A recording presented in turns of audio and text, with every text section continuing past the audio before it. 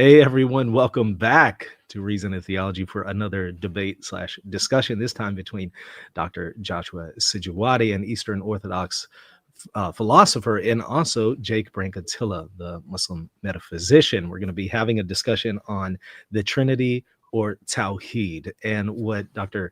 Joshua is going to do is he's going to offer a presentation to us from his perspective. And then after that, there's going to be open discussion for about 60 minutes, followed by Q&A towards the end. So maybe hold off until towards the end of the open discussion part for your questions. When you do send your questions, make sure to tag me at Reason and Theology. But I'll alert you all there in the chat. Okay, well, let me go ahead and just welcome you gentlemen both back to the show. Dr. Joshua, good to see you. How are you? Very well, thank you. I'm very happy to be back. So thank you for inviting me on, Michael. Thank you so much. It's such an honor to have you back. Jake, also an honor to have you back. How are you? I'm doing well. It's good to be here. Yeah, really excited about this. And by the way, I also have links to both of these gentlemen's channels there in the show notes. Y'all go and subscribe to their content. Without any further ado, let's go ahead and begin, because we have a thorough presentation from Dr. Joshua on the Trinity versus Tawhid. So if you're ready, we'll go ahead and get started. I'm going to pull up the presentation on the screen. Should be able to see it. I'm going to get out of the way, and I'll remove myself and Jake, and that way you could just have the floor for the next 30 minutes or so. You ready to roll? Yep, all good. All right.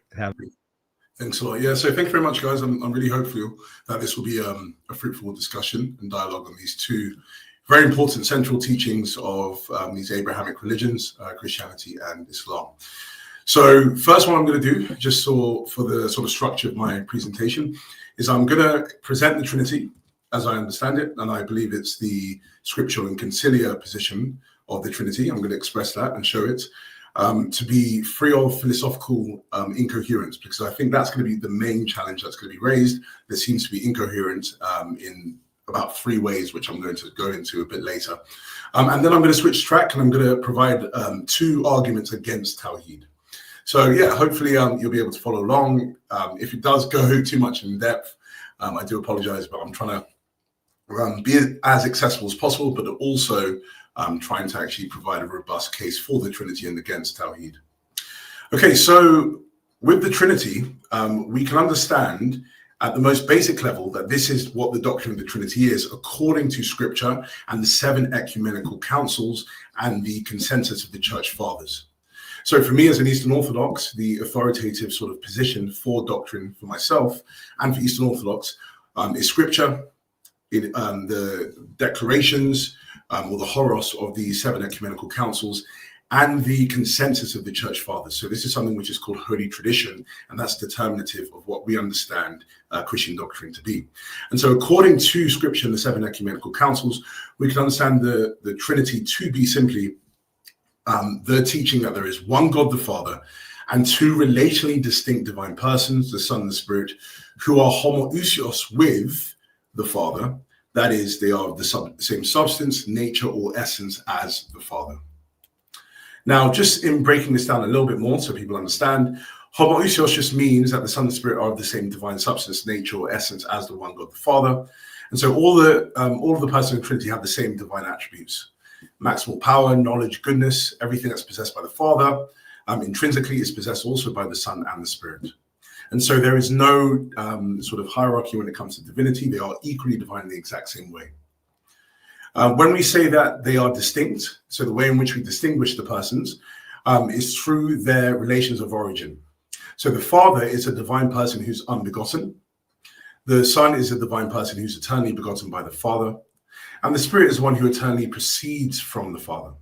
And so we can sort of cash this out with the grounding relation, which is a very important metaphysical concept.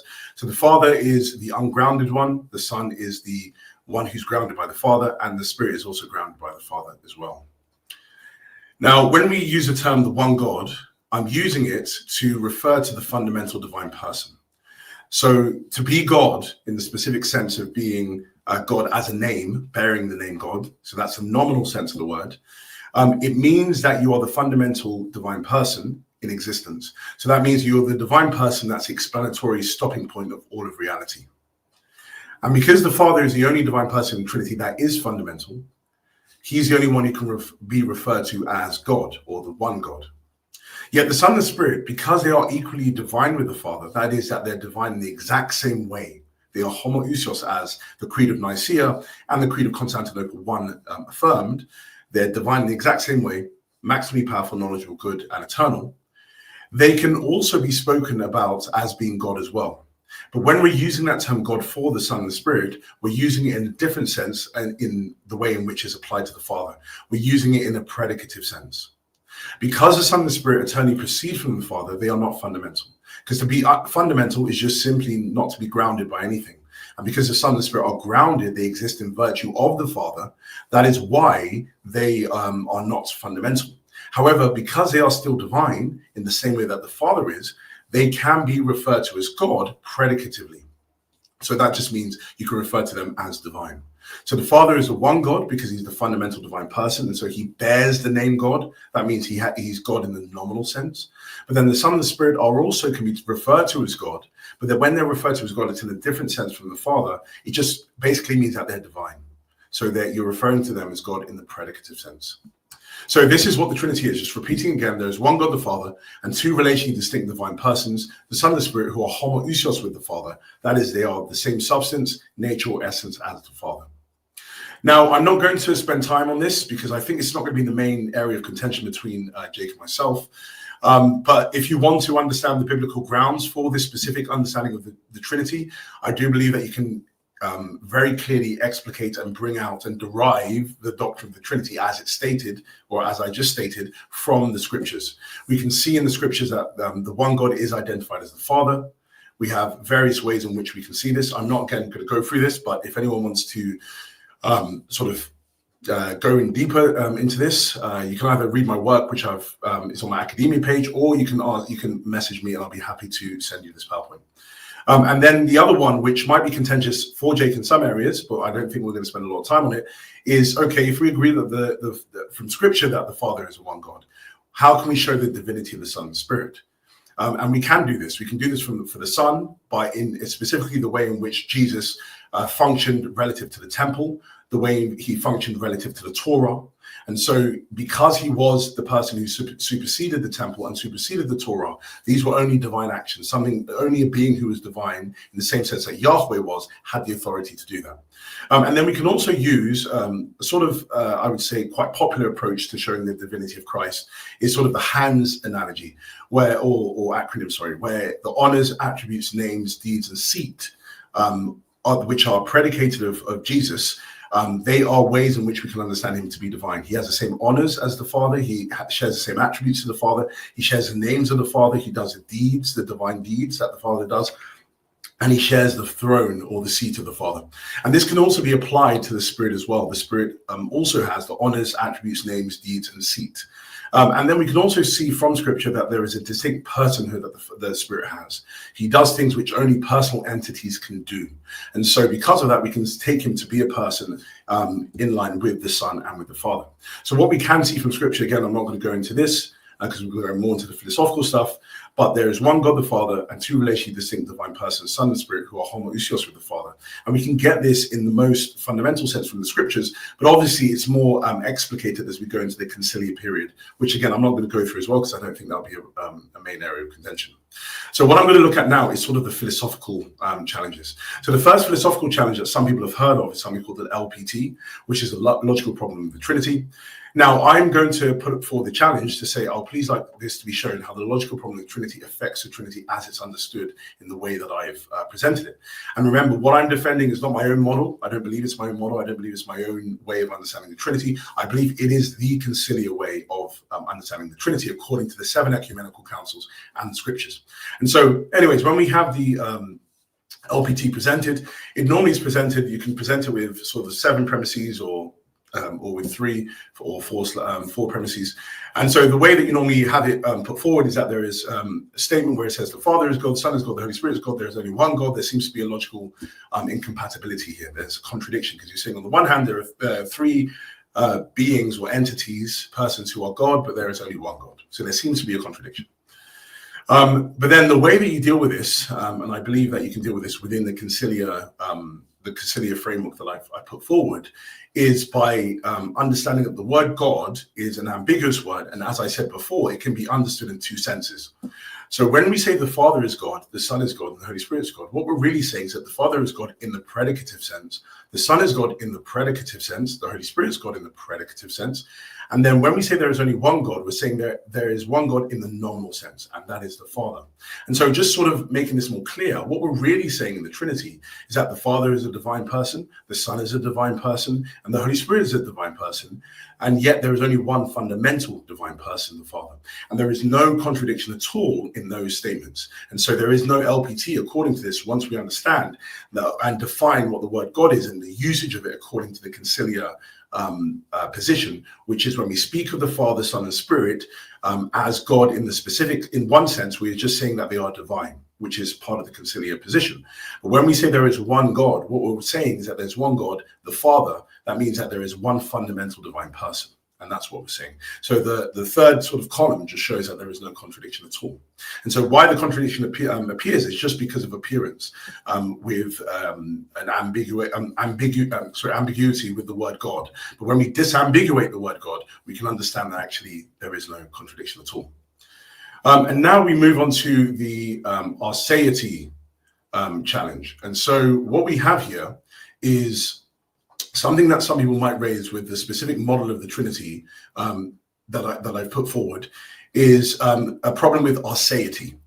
Okay, now some people, and I know Jake has put forward, I think, this in discussions, so that's why I'm bringing it up here, but it is something that's found in the philosophical theology literature put forward by people like William Lane Craig, who's a Christian himself, Ryan Mullins, and a few others, Keith Yandel, and they've put forward a problem that they call the ontological subordination problem. So this is the apparent tension arising from the joint affirmation that the Father, Son, and Spirit are ontologically equal, homoousios, as we've said the Trinity affirms.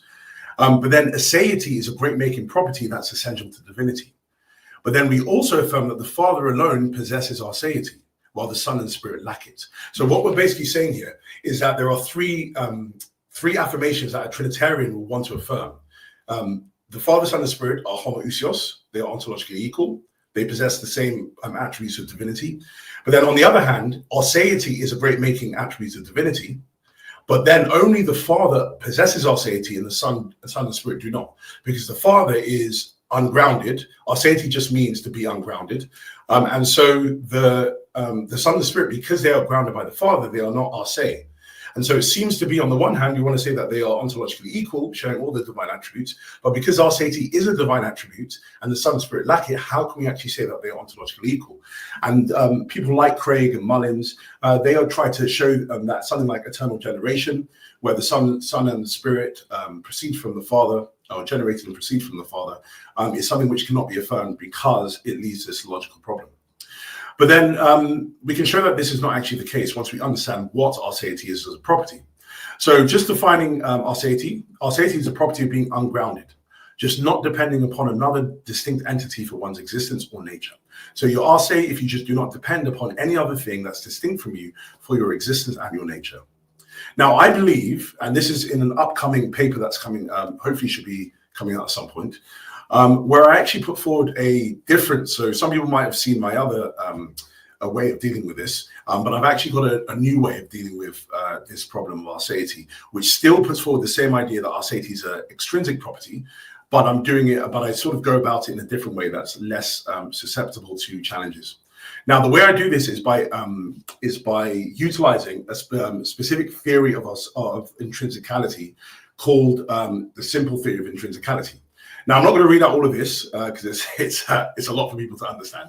But basically, the way that we can deal with this problem of arseity is to say that the property of arseity is an extrinsic property. And in order for the Son and the Spirit to be homoousios with the Father, they only need to possess the intrinsic properties of divinity. But any property that's extrinsic and it's possessed by the Father does not also need to be possessed by the Son or possessed by the Spirit.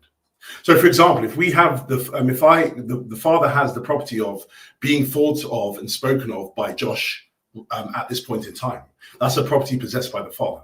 but it's an extrinsic property. Now, we wouldn't say, oh, because the Father is being spoken of and thought of by me at this point in time, he cannot be homoousios with the Son and the Spirit, because they do not have that property of being thought of and spoken about by me at this time. So the key thing is extrinsicality is the way to deal with this problem.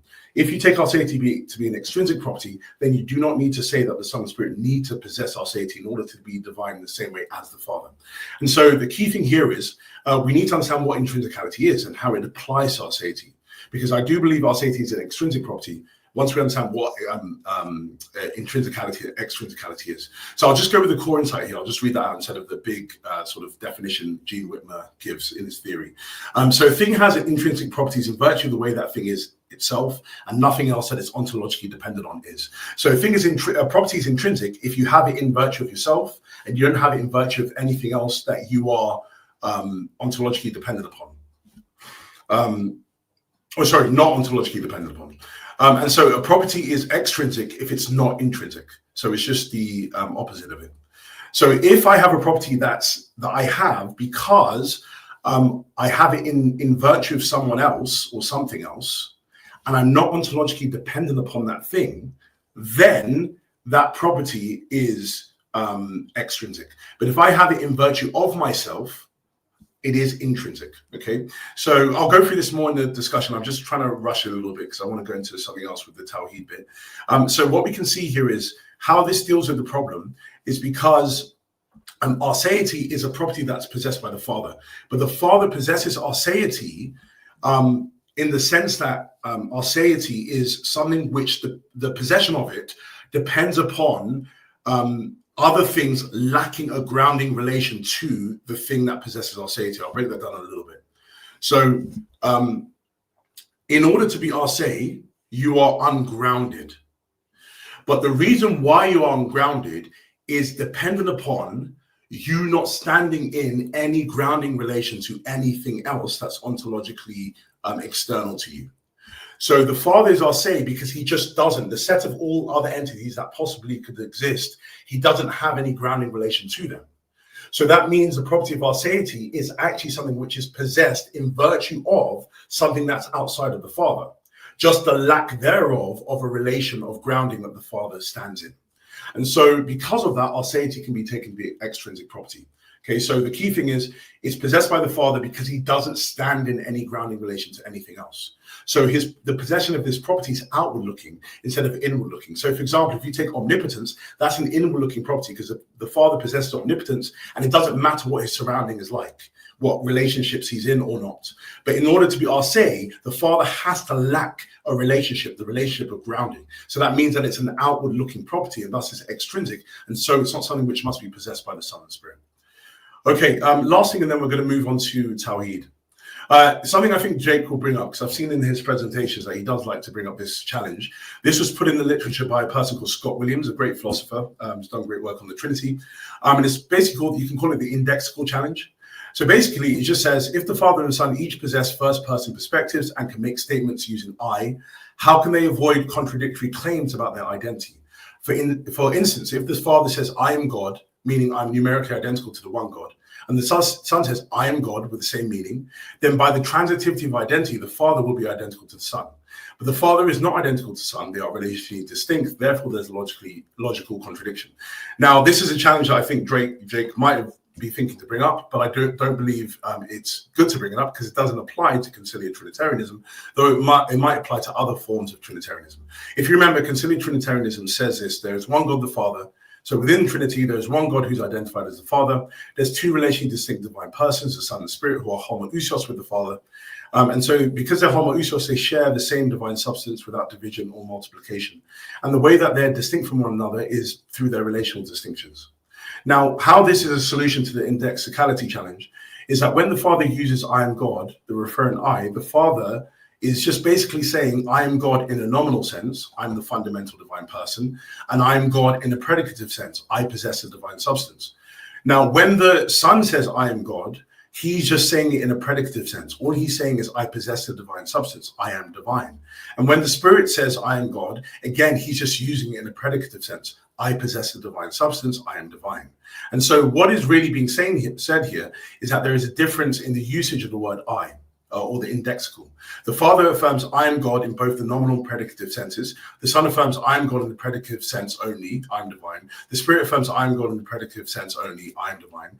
So these are three different propositions with different truth conditions. And so there's no transitivity problem that arises because the sense of God shifts between the speakers of those specific statements. So there is no indexicality challenge. All right, let's move on to Tawhid. Now I'm going to give some arguments against Tawhid. The first one is a philosophical argument against Tawhid from maximal greatness, divine modesty. And I've published on this, I've got a paper on this. It's called A Modest God. You can get it in my academia page, and hopefully you'll enjoy it. So just go through it very briefly. So there's an argument you can put forward for Tawhid based upon the attribute of modesty. Now, most people never think about modesty being a divine attribute, but actually we're going to see there's good reason to believe it. Now, what we can understand modesty to be modest is to direct one's attention away from one's own good qualities and their value or importance. So to be modest, you're just directing away from your own goodness, from your own value. You might be the greatest thing that exists, but you're not going to harbor attention on that. You're going to direct attention away all the time to things that are external to you. So you're not going to focus on your own good qualities or their value. And so the key features are inattention to one's good qualities, not dwelling or fixating on them, and inattention to the value or importance of those qualities. So you're going to focus on others rather than constant self-reference. So when you're modest, you are just not focusing on yourself, you're focusing on others. Now, we can take modesty to be a moral virtue because it reflects positive values such as genuine interest in others, appreciation for supportive circumstances, and it's just against just putting yourself forward all the time. Instead, you're trying to put others forward and uplift them. So we can take it to be something which is good to have. It's a moral virtue. Now we can say, actually, well, given that it is a moral virtue, is it something that God would possess? And so we have good reason to believe this. So God's maximal goodness necessarily entails a property of modesty, particularly in the action of directing attention away from his own good qualities and their value or importance. And so I'm going to give reasons why to believe this. Now, God is a maximally great being. To be maximally great just means that God possesses this property of, he possesses all the great making attributes, and he doesn't possess any lesser making attributes. Now, we can take maximal goodness to be a property of God as a maximally great being. To be maximally good is to perform the best action if there is one, to perform no bad actions. So you're always going to do the best action if there is one, many good actions and no bad actions. So if there is a best action that God could perform, he'll always perform it because he's maximally good. Now we can say modesty is actually an action which is a unique best action. Why it is because in order for something to be a unique best action, it's going to have at least three attributes. It's going to be sensible, it's going to be appropriate, and it's going to be reasonable to perform. Now, modesty is a unique best action because it's sensible, it demonstrates good judgment, it's appropriate, it allows rich engagement with creation or the things around you, and it's also reasonable and rational because we expect someone who's good to be someone who's not always going to be focusing on themselves, boasting about themselves and putting themselves forward. And so we can actually say it's something that stems from God's nature. Now, you might be saying, well, that's just very quick, so I'm going to give you a stronger argument to believe that this is the case. Now, I call this the dominance argument. Okay. Now it's this argument uses something called a Pareto improvement strategy, which is used in economics, but you can also apply it in this case, and I do it in the article.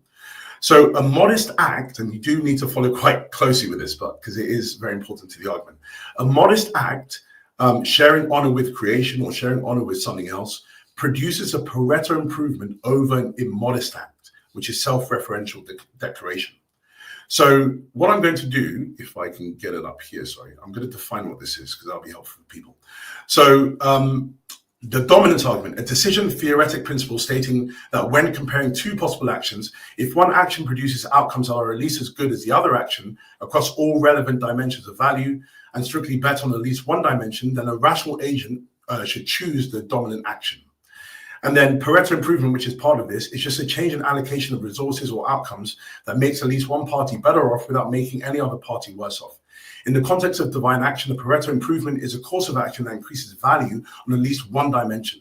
such as the flourishing of another or increasing relational depth, while maintaining or improving value on all other relevant dimensions. So the idea here is that when you have decisions to make, you are going to try and make the best decision that you can in a scenario. It just seems to be the case that you're going to go with the best thing. It's just a rational being would do that. Now, you can do this in a way that you're going to actually look at the different choices that you have. And there might be choices that have equal value. So they each give you the same result. But the one that you're going to go with is the one that gives you the same result as something else, but also adds something on top of that as well. That's the action you're going to go with. So we can see that actually being modest, performing modest actions, is something which produces a Pareto improvement over immodest actions. Because why this is the case is because it contains all the value of the immodest option. So if someone is immodest, that means that they're always thinking about themselves. Okay, and let's say in the example of God, someone could say, well, God doesn't have modesty, and he's always going to put himself forward because it's good that people know of his greatness. He's always going to speak about his greatness. Well, you can have that with being modest. If God is showing modesty, that he's not always giving, he's not putting himself forward, he can also get the goodness of providing knowledge of his greatness, but also being modest and being not self-referential. So what you have with modesty is that you get everything within modesty, but you also get something additional to that. What you get additional to that are the unique values of one, the other being's exalted status and honor, and second, the perfected relationship based on divine generosity. I'm going to break this down a little bit more as we go forward. But the idea here is that why God will have modesty is because he's not just going to develop our knowledge about his greatness, but he's also performing an action by being modest that has more valuable results, which is he's going to exalt other people, give them great honor, give them praise, or let them being praised and being honored.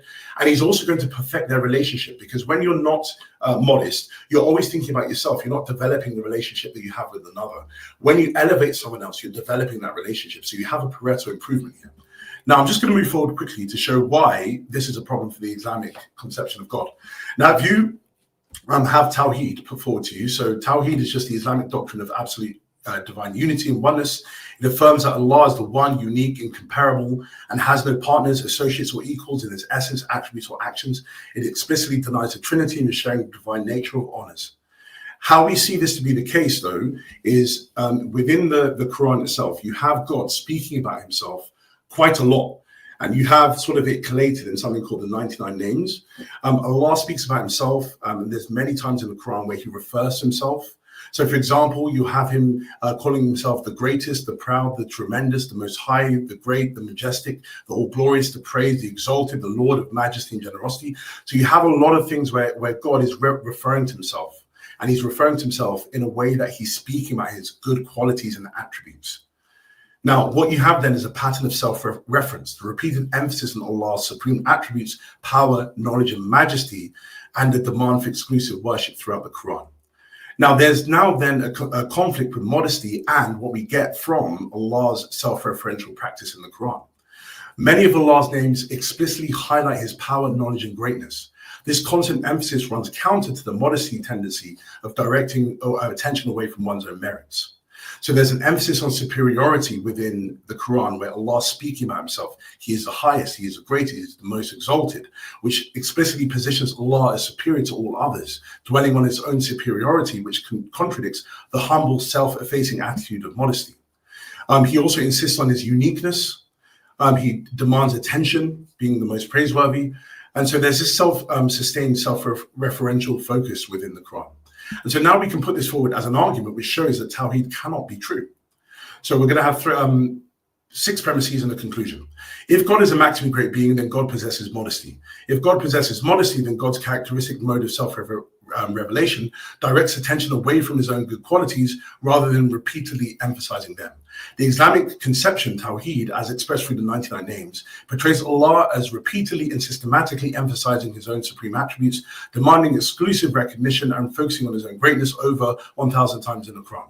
Therefore, the Islamic conception portrays God as not possessing modesty. If the Islamic conception portrays God as not possessing modesty, then Allah, as portrayed, is not a maximally great being. To be God is to simply be a maximally great being. Therefore, Allah, as portrayed in the Islamic conception, is not God. The Islamic conception of the divine nature, Tawhid, conflicts with the requirements of maximal greatness and thus cannot refer to the actual God. So you have a problem here. If you affirm Tawhid, then you cannot take God to be, you cannot take Allah, according God in Islam, to actually be God. You have a contradiction there. Why then you should prefer the Christian God is because actually within Christianity, you have modesty being exemplified by God, who is the Father. Because what you see within the scriptures is that God doesn't focus on himself, but he focuses on another, his son. He exalts Jesus of Nazareth to a position of glory, honor, and worship alongside him. For example, Philippians 2:9-11 says, "Therefore God also highly exalted him and gave him the name that is above every name, so that the name of Jesus every knee should bend in heaven and on earth and under the earth, and every tongue should confess that Jesus Christ is Lord, to the glory of God the Father." So what we see here is that there's an elevation of someone else outside of God. The one God, the Father, elevates his son, Jesus Christ, to the position of glory, honor, worship alongside him. And we also have from the literature by certain historical theologians, such as Larry Hurtado, he's actually seen that you can see this played out within the scriptures, within something called a dyadic devotional pattern. I'll just state what this is. So the early Christian devotion created a distinctive dyadic pattern where both God and Jesus are recipients of worship. Prayer is addressed to God the Father, but with reference to Jesus as Lord as mediator. Baptism is performed in Jesus' name. The Lord's Supper centers on Jesus' redemption. Hymns and songs and worship songs praise Jesus and exalt his salvific work. Prophetic utterances are delivered as words of the risen Christ, not just words of God the Father. And so how this demonstrates divine modesty, rather than demanding all attention and worship exclusively for himself, God chooses to share the divine spotlight with Jesus. God actively directs attention away from himself and towards another, the Son. So by elevating Jesus to receive universal worship, God demonstrates willingness to share divine prerogatives and honor. This represents a radical departure from Islam's understanding of monotheism, which is exclusive focus on the one God. And so I'm not going to go through this a little bit more, but you can see how it you can sort of cash it out as fulfilling all of the requirements of modesty, the action of elevating the person of Jesus of Nazareth. And so, yeah, again, I won't go through this, but also you have the dominance argument where you can actually see that by elevating the person of Christ, you have something added to the actions that God performs than if he was just self-referentially focusing on himself. So I'll actually just state what it says there. So the Christian approach produces superior outcomes. So if you have state S1, Christian modesty, you have the fundamental good of divine revelation be given. You have exaltation of the Son and shared honor. You have relational good of divine generosity and gratitude. You have the pedagogical good through gracious actions. You have that all by God elevating the person of Christ. But if you go with Islam, with the self-referential focus, you only have divine revelation and you only have pedagogical value through divine self-assertion. So what you have here is a simple lack of additional goods. So this is why the Christian conception achieves a Pareto improvement, all the values of the alternatives plus additional unique values. And this demonstrates that divine greatness more efficiently than through generous elevation rather than mere assertion. I might not go into objection and responses now just because I don't know if I have enough time. What's the time looking like? Anyone who's still there? You're a little past 30 minutes. I'm fine with you continuing if Jake is. I mean, let me bring Jake in and make sure Jake's okay. Yeah, sure. I mean, just keep in mind that, it'll take away from the discussion, but yeah, go ahead. Yeah. Okay, perfect. Thanks a lot. I appreciate that. Okay, I won't go for much longer, but just go through this, and if I can just state the other argument quickly. Okay, so someone might raise some objections, something that might come to your mind. Oh, well, it seems like modesty is a human virtue. So modesty is something which humans have, but God doesn't have. So why should we apply it to him? But actually, this is an ad hoc response, because why do we not have that same attitude with power, knowledge, and goodness? Because classical theism predicates power, knowledge, and goodness to God despite their human limitations. So we apply them analogically to God by stripping away limitations while retaining positive content. So if we meaningfully predicate these attributes despite human constraints, we can equally predicate modesty as perfected, other directness flowing from maximal goodness. So the idea here is well, it's ad hoc. If you're happy to say that God is all powerful, all knowing, and all loving, why can't he possess modesty as well? there is no reason why you shouldn't do it without being ad hoc. Someone could say there's a category mistake here. Human modesty arises from finite limitation. God doesn't need any moral safeguards. We're only needing to be modest because we're limited beings. But because God is unlimited, he doesn't need to be modest. But then you have to understand modesty's essence, directing attention away from oneself, applies analogically to God again. So the moral structure isn't tied to finite weakness, but to a will that's orientated towards others flourishing. Divine modesty expresses maximal generous will, not a remedy for shortcomings. So God is modest, and him being modest isn't based upon any weakness, because modesty isn't tied to limitation. It's just simply directing attention away from the other, and as we've seen, it's something which actually produces unique values. Someone could say, well, another objection could be, well, there's Old Testament passages within Christianity where, because Christianity affirms the Hebrew Bible, there's various passages where God declares himself to be jealous, emphasizes his uniqueness. So are we not in the same sort of situation as that? So it's sort of like, you have the same problem, someone could say, if you're a Christian. Well, actually, it's a little bit different. These passages that you can quote, so Exodus 34:14, Isaiah 40-48, these passages align with divine modesty when contextualized. Divine jealousy is righteous concern for people's well-being. So they harm themselves, turning away to false gods. So it's actually something that God would want to have, because he's jealous that people are actually harming themselves by turning away to the false gods. And also Isaiah's declarations serve pedagogical purposes, redirecting from worthless idols towards genuine salvation. So these function as gracious acts, correcting dangerous misconceptions, not self-promotion. Even in emphatic declarations, God is focusing on actions for Israel's benefit rather than merely asserting greatness. And this is emphasizing relationship and care. So the key thing here is that you can have divine modesty and also God be jealous, in the sense that you have in the Christian scriptures, or him emphasizing his uniqueness, because the key thing here is that he's trying to actually help people by doing this, by taking them away from his harm. But he's not doing this through self-promotion, which you actually find in the Quranic scriptures. So, in conclusion, the Islamic conception of God, despite its emphasis on divine transcendence and unity, fails to align with the requirements of maximal greatness due to its systematic pattern of divine self-assertion and lack of modest other-directed expression. The Christian conception, through the exaltation of Christ and dyadic devotional pattern, successfully demonstrates divine modesty as an essential attribute of a maximally great being. This provides philosophical grounds for preferring the Christian conception over the Islamic conception when assessed against the criteria of perfect being theology. The modest God who's maximally great is the Christian God and the Christian God alone. Okay, I'm going to do this one very quickly. Second argument is argument against Tawhid from monotheism. Now, this is the interesting one. You might be saying, what is going on here? How can you argue against Tawhid from monotheism? Islam just preaches monotheism. Actually, I'm going to show you there's a bit of a problem here. Now, let's define Tawhid again, and let's define Unitarianism. So Tawhid, again just stating, is Islamic doctrine of absolute divine unity, affirming that Allah is one and unique with no partners, associates, or equals.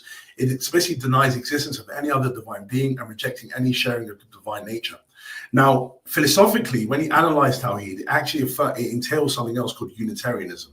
The belief that there exists exactly one divine being, whether you call him Allah in Islam, but then rabbinic Jews might call him Yahweh. But the key point here is Unitarianism is the belief that there's only one sole deity and one fundamental deity. So this position, Unitarianism, denies existence of any other divine being whatsoever. So Tawhid, if you affirm Tawhid, you also affirm a Unitarian understanding of reality. There is only one deity that exists within reality. Now, the problem that you have with this is that when you actually look at Judaism, this is what Judaism has actually ever taught within its historical context. When you look at First and Second Temple Judaism, there's a very different understanding of what monotheism is compared to what Tawhid is. When you look at the First Temple period of Judaism, you see something quite interesting. Well, just defining what the First Temple period is, this is the period of the Israelite religion from the construction of Solomon's temple to its destruction by Babylon, and is characterized by the development of Yahwistic worship alongside the acknowledgement of other divine beings. And then the Second Temple period is the period from the rebuilding of the temple to its destruction by Rome in 70 CE. And during this period, there's Jewish theology, which is has a distinctive understanding of monotheism. And this is the immediate context from which rabbinic Judaism and Christianity emerged, and then later on Islam came about. Now, the key thing I want to emphasize is the scholarly consensus concerning monotheism. So historians and biblical scholars, including Peter Heyman, Nathan MacDonald, Paula Friedrichsen, Michael Heiser, Larry Hurtado, and Richard Balcom, among many others, argue that ancient Jewish monotheism was not a denial of other divine beings' existence, but rather an affirmation of Yahweh's unique supremacy and exclusive right to Israel's worship. And so Friedrichsen argues as well in a paper that figures such as Philo, Herod, and Paul from Christianity conceived of divinity as a spectrum rather than binary. Beings could possess various degrees of divine attributes and status. So I'm not going to go into depth for this, but you can see various passages within the Hebrew scriptures where there seems to be an idea of divine plurality. So I'll just define what ancient Jewish monotheism was: a religious worldview that acknowledged the existence of multiple divine beings, Elohim, while maintaining that Yahweh was a unique, supreme, and exclusive being worthy of worship due to his transcendence as a sole creator and sovereign ruler. So there were other divine beings within the Judaic worldview, but there was one divine being who is a unique, supreme, exclusive being worthy of worship. And you can see this throughout the Hebrew scriptures. Again, if you want to see this more in depth, you can just... there's a paper, sorry, I wrote another paper on this. It's called The Nature of Monotheism, a Philosophical Explication. You can have a look at that on my academia, or just ask me for this PowerPoint. So I won't go through the biblical data here. You also have Philo of Alexandria, a very important Jewish scholar, who also had this idea of there being visible gods in the cosmological realm. So he acknowledged their divine status with a hierarchical framework where Yahweh is at the apex, is at the top, but actually there are other visible gods that existed. So this demonstrates that Second Temple Judaism's comfort with divine plurality under a supreme deity. Again, I'm not going to go through this, but then other scholars have sort of defined what it means for Yahweh to have this uniqueness. He's species unique, he's transcendently unique, so I'm not going to go through this. But the key thing is monotheism was not numerical oneness. It was a qualitative concept about being the unique, supreme deity amongst all the other deities. And also a key thing that's important as well, monotheism is not something that even existed, the concept itself. Instead, people used the term monarchia, the rule of one. This was the ancient theological structure focused on singular ultimate sovereignty, one who is a source and principle of everything else.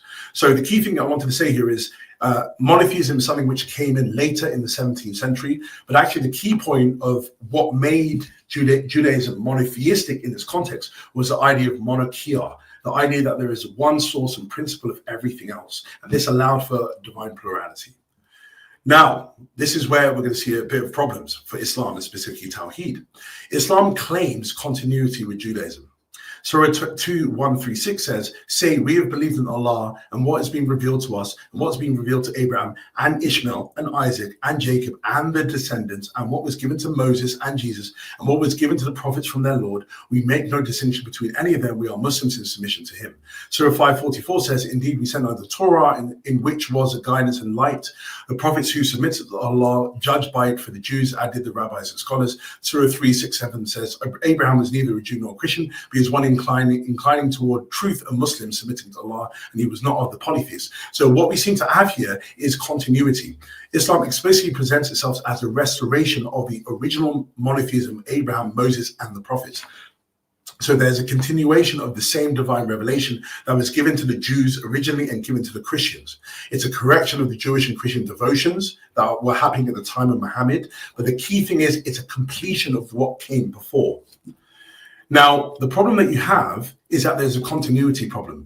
If Islam is truly in continuity with the Judaism, Moses, Abraham, and the prophets, then it should demonstrate doctrinal connectedness and continuity with First and Second Temple Judaism. I'm not going to go into what continuity means, but the key thing is there needs to be continuity with First and Second Temple Judaism. However, we see that there is a break. First and Second Temple Judaism acknowledge the existence of multiple divine beings, as we said, while Yahweh, God, had unique supremacy. Islam categorically denies the existence of any beings other than Allah, and it treats any beliefs as shirk, which is an unforgivable sin. So what you have here is a radical break. This wasn't an evolutional minor clarification of Judaism. It represents a fundamental reversal of its core ontological claim, moving from multiple divine beings exist under one supreme God to no other divine beings exist at all is really radical. It's a very, if I'm honest, a contradictory position. And so you just do not have connectedness. So there's no historical consistency between what you have in First and Second Temple Judaism and what you have with Islam teaches today concerning monotheism. And so what I'm going to just show, just last sort of thing here, is an argument. So premise one, Islam explicitly claims to be in doctrinal continuity with the Judaism of Abraham, Moses, and the prophets. For a religious community to legitimately claim continuity with the foundational community, it must demonstrate doctrinal connectedness, historical consistency in teaching, and doctrinal continuity, gradual evolution from, not radical break with, prior teachings. Premise 3, First and Second Temple Judaism taught that multiple divine beings exist while maintaining Yahweh's unique supremacy as sole creator and sovereign. Premise 4, Islam teaches that absolutely no divine beings exist other than Allah, categorically denying the ontology of divine plurality. The move from affirming divine plurality to denying it entirely represents a radical doctrinal transformation, not gradual evolution. There is no historical consistency or incremental developments between these positions. Therefore, Islam lacks doctrinal connectedness and continuity with First and Second Temple Judaism. A religious tradition that lacks doctrinal connectedness and continuity with the foundational community cannot legitimately claim to be in authentic continuity with that community. Therefore, Islam's claim to continuity with biblical Judaism is illegitimate. Islam represents a new religious entity rather than a continuation of the Abrahamic faith revealed to Moses and the prophets. Now, there's a contradiction here. If Islam is the authentic continuation and restoration of the original Abrahamic monotheism revealed to Moses and the prophets, then Islam must have doctrinal connectedness and continuity with First and Second Temple Judaism. Islam does not have doctrinal connectedness and continuity with First and Second Temple Judaism from premise 6. Therefore, Islam is not the authentic continuation and restoration of the original Abrahamic monotheism. Islam essentially claims to be the authentic continuation and restoration of the original Abrahamic monotheism. This claim is central and essential to Islamic self-identity and theological legitimacy.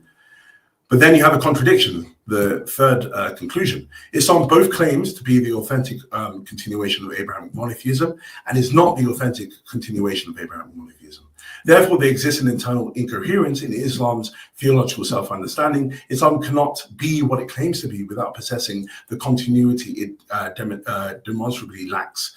So the final conclusion, and what I'm going to end on here, Islam faces a fatal dilemma. Either abandon its claim to continuity with biblical Judaism and acknowledge itself as a new 7th century religious movement, thereby undermining its theological legitimacy as the final divine revelation, or, on the other hand, maintain its continuity claim with it, while accepting the logical contradiction at the heart of its self-identity, thereby undermining rational coherence. Now, I'm not going to go through Christianity, but it's very clear that Christianity doesn't have this problem because Christianity affirms divine plurality because it maintains a structure of divine plurality under one supreme source, the Father as a monarchy. The Father is the monarchos. And this mirrors the Second Temple Judaism acceptance of multiple Elohim under Yahweh's supremacy. So you have the Son and the Spirit, but the Father is the ultimate source. And thus you have the idea of there being this one God within the worldview, the sole creator and being worthy of worship, but then also there being a plurality of other divine persons. So we seem to have a problem here. And I want to see what Jake will say with this long presentation I've given. Thank you very much. Thank you so much for that. Yeah, happy to facilitate that discussion. So I'm just going to get out of the way and let y'all have at it. But I'll be here in the background if y'all need anything. So let me get out of the way and y'all go ahead. Yeah, sure. So, Josh, it's good to see you again. I do want to say, just as because I was thinking about this when Michael contacted me for the discussion, my first actual debate or public moderated debate was with you. I don't know, I think over 5 years ago or whatever it was. So anyone who doesn't like me, you can blame Josh because he's the one that got me involved in these public discussions. Before that, I wasn't really doing much.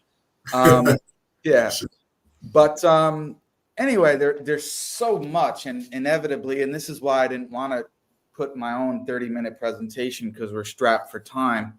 I don't think we're going to be able to get through everything in significant detail, but I am really interested in the continuity discussion. I don't want to start there, but I think that if you're open to it, another time we can have an entire discussion just on that, because I think it really I think it is really important. Yeah. But on the LPT, Yeah. which you kind of started out with, and you can correct me if I'm wrong, but I tried to make notes. What I understood you saying is the way that the LPT is solved is by equivocating on God, right? So in the first few premises, when God is being applied to the persons, it's being used in a predicative sense. And then when it's applying to there being only one God, that's strictly referring to the Father being God as the only fundamental person. Did I understand that correctly? That's correct, yeah. Okay. So the problem that I see with that is that it still leaves open for affirming there being three gods in a predicative sense. So how would you deal with that problem? Yeah, I don't believe it does do that, because the key thing is the LPT is an internal critique. So we need to assume what Trinitarians assume when they speak. And what we have from the Conciliar Fathers, specifically the Cappadocians, is that whenever we use the word God, we use it in certain different ways when we have the singular persons and when we speak about them collectively. So when and this is something that Gregory of Nazianzus said this in Oration 25, if I'm correct. So I'll just give you an example. When we speak about, when we use the word God, we can use the word God for the Father, and we can use it for the Son. But whenever we use the word God with the Father and the Son together. We only refer to the Father as God, and we use the word Lord for the Father, for the Son. Even though the Son can be spoken about as God because he's divine, when we bring them together, we drop the usage of the word God for the other persons. We only use it for the Father. So the key point here is that when you are saying that the Father is God, you can say that singly. The Son is God, you can say that singly. The Spirit is God, you can say that singly. But when you bring them together, you're not going to say, oh, there is three gods there. You're going to say there's one God, because the word God is used primarily for the Father. But then you disambiguate the word God and you use the word divine. And so when we say that there is the Father who's God, we then will say, yes, there is a Son who's God when we're speaking about him, but we're saying he's divine. And when we say that the Spirit is God, we're saying, yes, he's divine. And so when we speak about them together collectively, we'll say that there is one God and there are two divine persons. You wouldn't say that there is one God the Father and two predicatively attributed gods. You wouldn't use that term God in that way. So it's a semantic issue, this problem that you're bringing. So what I'm trying to say is when you're counting, you're not going to say that there are three gods. Because they share the one divine nature, we will only refer to them when together collectively as divine. But then when you want to also use the word God, you will only use that for the Father collectively, but you can use them when they're spoken about sort of individually. You can use the word God, but when you use them collectively, you will only use it for the Father. That's a correct usage of the word God. So the key thing is it's in this eternal critique, this problem. So you have to go with you have to play ball with the Christians and say, well, how do they actually use the word God? And so you might think that you're counting three gods, but actually that's not correct. You're counting three divine persons, and that's not a problem at all. There are three divine persons of the Trinity, but we wouldn't go further and say that there are three gods, because the word God is used primarily for the Father, and so there's one God and there is two divine persons that exist co-relative to him. Mm-hmm. So I want to come back on that point, but what is the relevant distinction or difference between this quote-unquote solution and a solution which also equivocates on the term God, but instead of using the term God in a unique sense to refer to the Father, you use it to refer to the Trinity? So you have three divine persons, and then you have one God who is, or which is the Trinity. Wouldn't you say that it's the same kind of solution? It's the only difference is one God is the Father and one God is the Trinity? Yeah, very good. I would say no. Mistakenly, people actually think the solution can apply to the Trinity and they use it for the Trinity, this equivocation strategy, but it actually doesn't work. Because if you remember, the full disambiguation of the term God is that you're saying, premise one, the Father is a divine person. Premise two, the Son is a divine person. Premise three, the Spirit is a divine person. And then premise four, there is one fundamental divine person.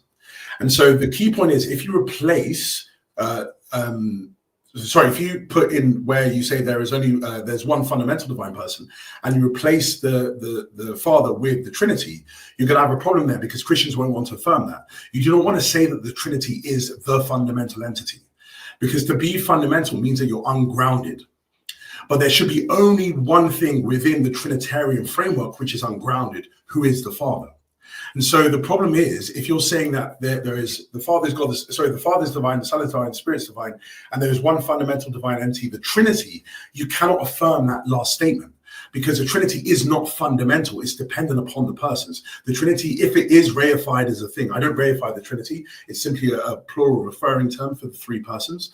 But if you were to reify it, the Trinity is an actual entity, a thing. Yeah, it's not an entity over and above the persons. It's a referral term we use for the three persons. But if you want to go that way, like Craig does and others do, to actually reify the Trinity to make it a concrete entity, then you're going to have a problem, because the Trinity then, you're going to have to take it either to be a dependent entity or to be fundamental. Is the Trinity dependent upon the persons, the Father, Son, and Spirit? Or is it fundamental? It's not dependent upon the Father, Son, and Spirit. But then you're going to have two things that are independent within the Trinity. You're going to have the Father, who's supposed to not depend upon anything, and you're going to have the Trinity. So you seem to have problems here. So it just is, you cannot go with that strategy of actually disambiguating in that way. But you can within the conciliar/monarchical framework, because yes, within the monarchical framework, the Father is the fundamental divine person, the fundamental divine entity within the Trinity, and the Son, the Spirit, and the Father as well are divine persons. So you don't have any contradiction there. Do you think that it's only Craig or Hasker or these type of Trinitarians who reify the Trinity, or do you think that that's something that Catholicism does as well? Because that seems to be, from my point of view, that they, even if you look at the Athanasian Creed or certain statements in documents that you might not accept or see as authoritative, but Catholics do, that they believe in an actual entity or a thing, which is the Trinity. Do you see it the same way or not? Yeah, so I think there is a reification of it within the Catholic tradition. I personally believe it comes from Augustine's work, and then it sort of fed into the Western part of the church before the Great Schism in the 11th century. So there is sort of a reification of the Trinity, where the Trinity is an entity over and above the persons. But where a Catholic can come back and say is that it's not really over and above the persons as a distinct entity, because they hold to divine simplicity. They believe that the Trinity is identical to everything that's constitutive of it. So because the Father, Son, and Spirit are constitutive of the Trinity, they are identical to the Trinity itself. So really, it's not actually over and above it, but in another sense it is. So there's a way to sort of get out of this charge. But I do believe, in my own perspective, there is a reification of it, which is not found within the conciliar creeds. You do not find the Trinity being spoken of as a reified concrete entity within the Nicene Creed of 325 or the 381 Creed of Constantinople. So, yeah, I don't think there's any reason. And the Athanasian Creed is not, well, specifically for Orthodox, it's not authoritative because it's not a conciliar document, even though in the Western Church it has sort of been given some form of authority, yeah. Right. But then if you come back with that response as a Catholic, then it seems problematic to say that each person is identical or numerically identical to the Trinity when, you know, the persons are not triune, but the Trinity itself would be, and that there's clear distinctions. For example, I mean, this begotten of the Father, the Trinity itself is not. So how would a Catholic deal with that problem? It seems that they just create another problem for themselves. Yeah, I think they will just say that there are certain properties that do not sort of are not correctly predicated of the Trinity, which are predicated of the persons. So and they'll have there's systems within like Thomistic thought which sort of deal with that issue. But I just think there's no reason to take on that baggage when the conciliar sort of documents of the 7 ecumenical councils do not require you to do it. They just require you to affirm the one God the Father and 2 relationally distinct divine persons who are homoousios with the Father, and anything above that is sort of additional to what actually is authoritative. So yeah, a Catholic might have that problem, but for someone myself who's presenting the conciliar position, I don't believe it's a problem. So I just think that the LPT is, And something interesting as well, the LPT only came into existence in the 80s, 1980s, 1990s. And it was the starting point of the LPT was the Athanasian Creed. It wasn't actually the Creed of Nicaea or the Niceno-Constantinopolitan Creed. So you don't actually have this problem for the Concilia documents. You have it for the Athanasian Creed, because it does say God the Father, God the Son, God the Spirit, but there is one God. The creeds of Nicaea do not say that. So they only say there's one God the Father in the first statement, and then the Son is true God of true God in the sense that he's divine, and the Spirit is worthy of worship with the Father and the Son, indicating his divinity as well. So that's just that there's one God the Father, two relationally distinct divine persons who are homoousios with him. Mm-hmm. So this distinction that we're talking about between reifying the Trinity and not, and then, you know, the potential problem with divine simplicity in Catholicism and all that, is that a reason for you changing to Eastern Orthodoxy? Was that a motivation in terms of distinction in Trinitarian theology? Yeah, so I myself, it wasn't one of the reasons, because I affirm divine simplicity. I have my own way of making sense of all these. It's just as you can see with a lot of this stuff, it takes time to sort of present it. So I do affirm divine simplicity. I affirm it in the strongest sense. And I have written work on this, so I can just point people to that. So it wasn't a reason why. One of the reasons why, and I've got a paper on this, which I give my reasons for becoming Orthodox. It's called The Identity of the Church on academia. And one of the reasons is that I believe Orthodoxy is the only thing that affirms the monarchy of the Father, in that there is one God the Father. But I believe Catholicism and Protestantism has sort of, through the influence of Augustine and then the Council of Toledo in the 7th century, and then the Council of Florence, you have the one God being identified as the Trinity itself. So there's a difference there between the Constantinopolitan Creed, which says the one God is the Father, and the one God is a Trinity. So the East only affirms the one God being the Father in the sense of the Creed of Nicaea and Constantinople. And this was a problem for me. So I felt that there was discontinuity. And then also when it came to other ecclesiastical issues, but it wasn't to do with divine simplicity, because I actually affirmed that myself. Okay. Now, just getting back to this point about the three gods problem, or the LPT, I don't know if you're familiar with this recent. Yes, yeah. So Branson, who, as you know very well, is an Eastern Orthodox philosopher, he says this on page 150, speaking about the equivocation solution, which you're endorsing. He says, finally, barring any alternative view of counting, ES, meaning the equivocation solution, can't solve any version of 3G anyway, meaning three gods. For given ES alone, the equivocation solution, although there's a sense in which there is only one God, the Trinity, or in your case, the Father, there's also a sense in which there are three gods, the persons. And we can't downplay that sense. It's the only sense in which the Father, Son, or Spirit is God. So to the extent that there's any good sense in which each is God, there's a good sense in which there are three gods. So that's the exact problem that I was mentioning earlier, is that your quote unquote solution of equivocating between the Father being God as the only fundamental divine person, and then each of the three persons being predicatively God in the sense of predication, you still have there being three gods in one sense, because each one is predicated with is God, and they're distinct. And by the normal way in which we would count them as three gods or three divine beings, or however you want to phrase it. So Branson seems to think that your solution on its own is not sufficient, and you have to appeal to, and at least in his mind, something else. And for him, it's this alternative method of counting. So how would you respond to that? Yeah, I just respectfully disagree with him in the sense that, Michael, is it possible just to pull up the PowerPoint again? I just want to go to the slide. Sure. It's good to have the LPT in front. You'll need to go ahead and share the screen again. Okay, just 1 second. Let me get to the LPT part.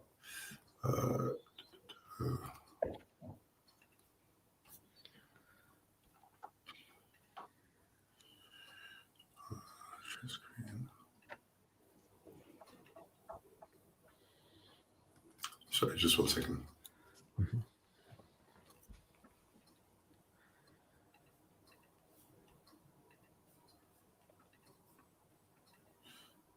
Okay, is it come on now? Okay. Okay, perfect. So let's have it in front of us here. So the key point that I'm trying to, sorry, it's come off here. Yeah, the key point that I'm trying to emphasize is we need to look at the third column, because the word God, when it's being used, you're not necessarily you, but people who are putting forward this challenge, they're smuggling in a definition of God, which is not being affirmed here.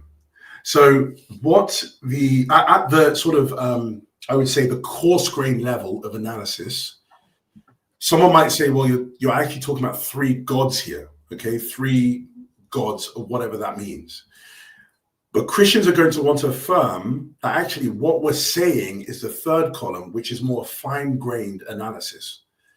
What we're saying is the Father is divine. So that's why a lot of the time in my statement of the Trinity, I don't use the word God for the Son and the Spirit, because it's so ambiguous what we're actually using that word God for with them. What we are committed to within the statements of the Trinity is what's in the third column. The Father is a divine person. The Son is a divine person. The Holy Spirit is a divine person. And so what we count, yes, we count three divine persons, and there is no problem with that at all as a Trinitarian. Every Trinitarian is going to affirm that there are three divine persons. Why we don't want to say that there are three gods is because what gods are indicating. Gods are indicating the primary usage of the word, which is fundamental divine person.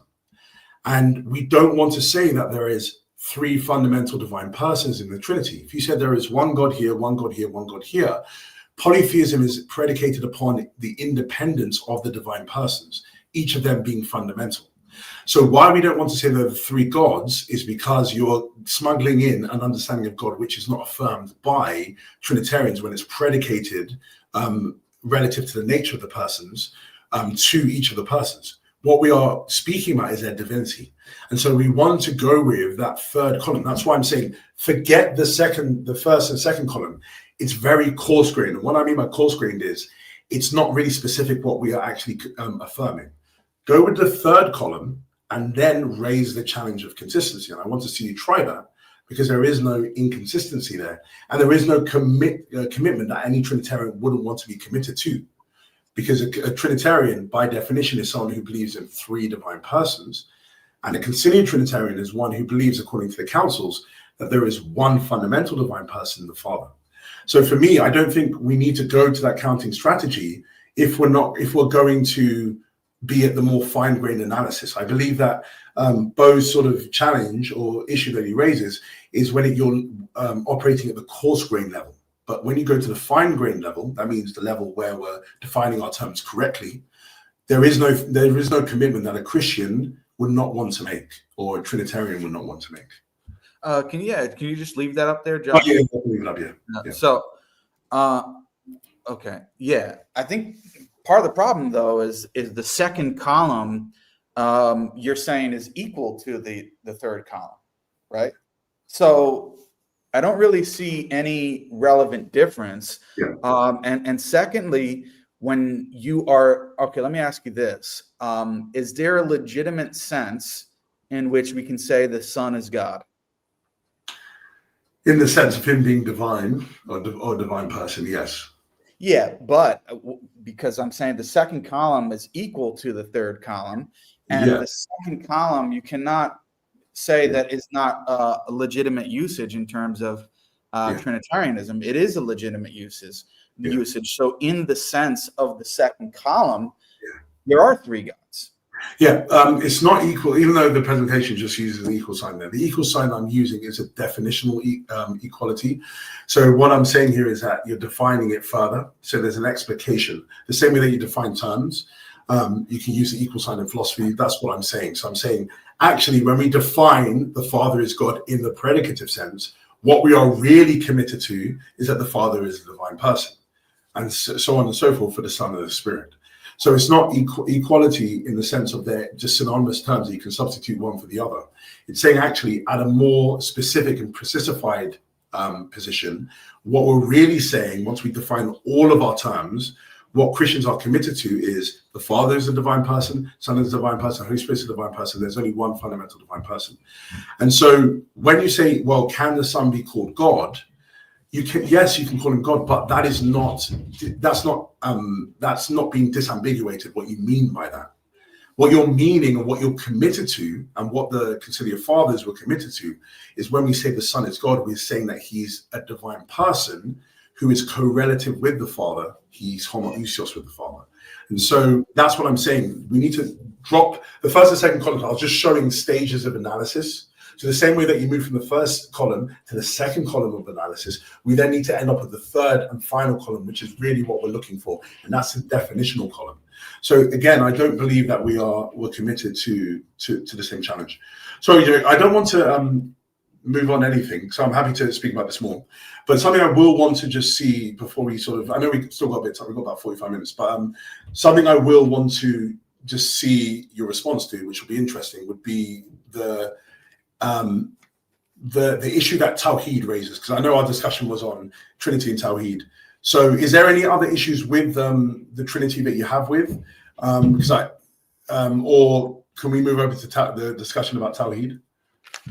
I mean, I do have a few more questions, but I'll just say this about this point, is that the second column is legitimate to use as a Trinitarian, and it's so long as it's legitimate to use, from my point of view, you haven't really solved anything. You still have three gods. And that's why Branson, in the passage I read earlier, he says that there's a sense in which there's only one God, i.e. the Father, although he's critiquing Craig and Hasker here, but the same point applies. But there's also a sense in which there are three gods, the persons. And he says, and we can't downplay that sense. It's the only sense in which the Father, Son, and Spirit is God besides the Father. So what I'm saying is in the second column, that's the only legitimate sense in which at least the Son and the Holy Spirit are God. And so we cannot downplay that sense as Branson mentions. And in that sense, I think you have three gods, which you seem to be basically admitting, because you're saying, well, there are three divine persons, and you're saying that's analogous to the second column. Oh, no, I didn't say it's analogous. Yeah, sorry, I didn't say it's analogous. Remember what I said, that but the only sense in which the Son and Spirit are God or are divine persons is because they can be predicated with the term God, and they share the divine essence. No. Sorry, that's the other way around. The only way in which they can be called God is because they're divine. So the more precisified form of analysis of the word God is divine. So what you can do when you precify a term, you don't need to go with the ambiguous term anymore. You drop it out of analysis and you just go with the more precisified term. So what I'm saying to you is, yes, at a level of comprehension, completely remove it, though, Josh. That's what what I'm saying to you, when you're speaking at a certain level of analysis, you can say, yeah, the Father is God, the Son is God, the Holy Spirit is God. But then if someone says, well, what do you mean by those terms? You'll say, well, actually, what I mean is that the Father is a divine person, the Son is a divine person, the Spirit is a divine person. And what you're saying is you're giving a further analysis for the specific term God. Now, what I want to say to you, what do we mean by each one of them being a divine person? Each one of them being divine person is that they all share the same divine essence and have. Yeah, so there's further analyses that you can give to the terms. We can go further and further. What does it mean for there to be a divine person? It means for them to have first-person perspective and have all the maximally great. Yeah, but I'm saying it reverses in the sense that all we mean when in the second column, all we mean when we say that the Father, Son, and Holy Spirit are each God, is that they possess the necessary and essential attributes in order to be divine. They possess the divine essence fully. So I don't really see any relevant difference, and I think I don't see. Yeah, so I don't see the problem that you're raising. What I'm trying to say is that, remember, the LPT, as I said before, is an internal critique. So you need to go by the ways in which I would say the authoritative sources have taken us to use the terms and how they should be used. So Bo is using the word, he's basing his own solution to the problem, because he doesn't just leave the Christians are affirming three gods. He goes on to show his own way of dealing with this problem with sort of counting strategies that you find from Nissa's work, them sharing the same activity and things like that. But my own, sorry.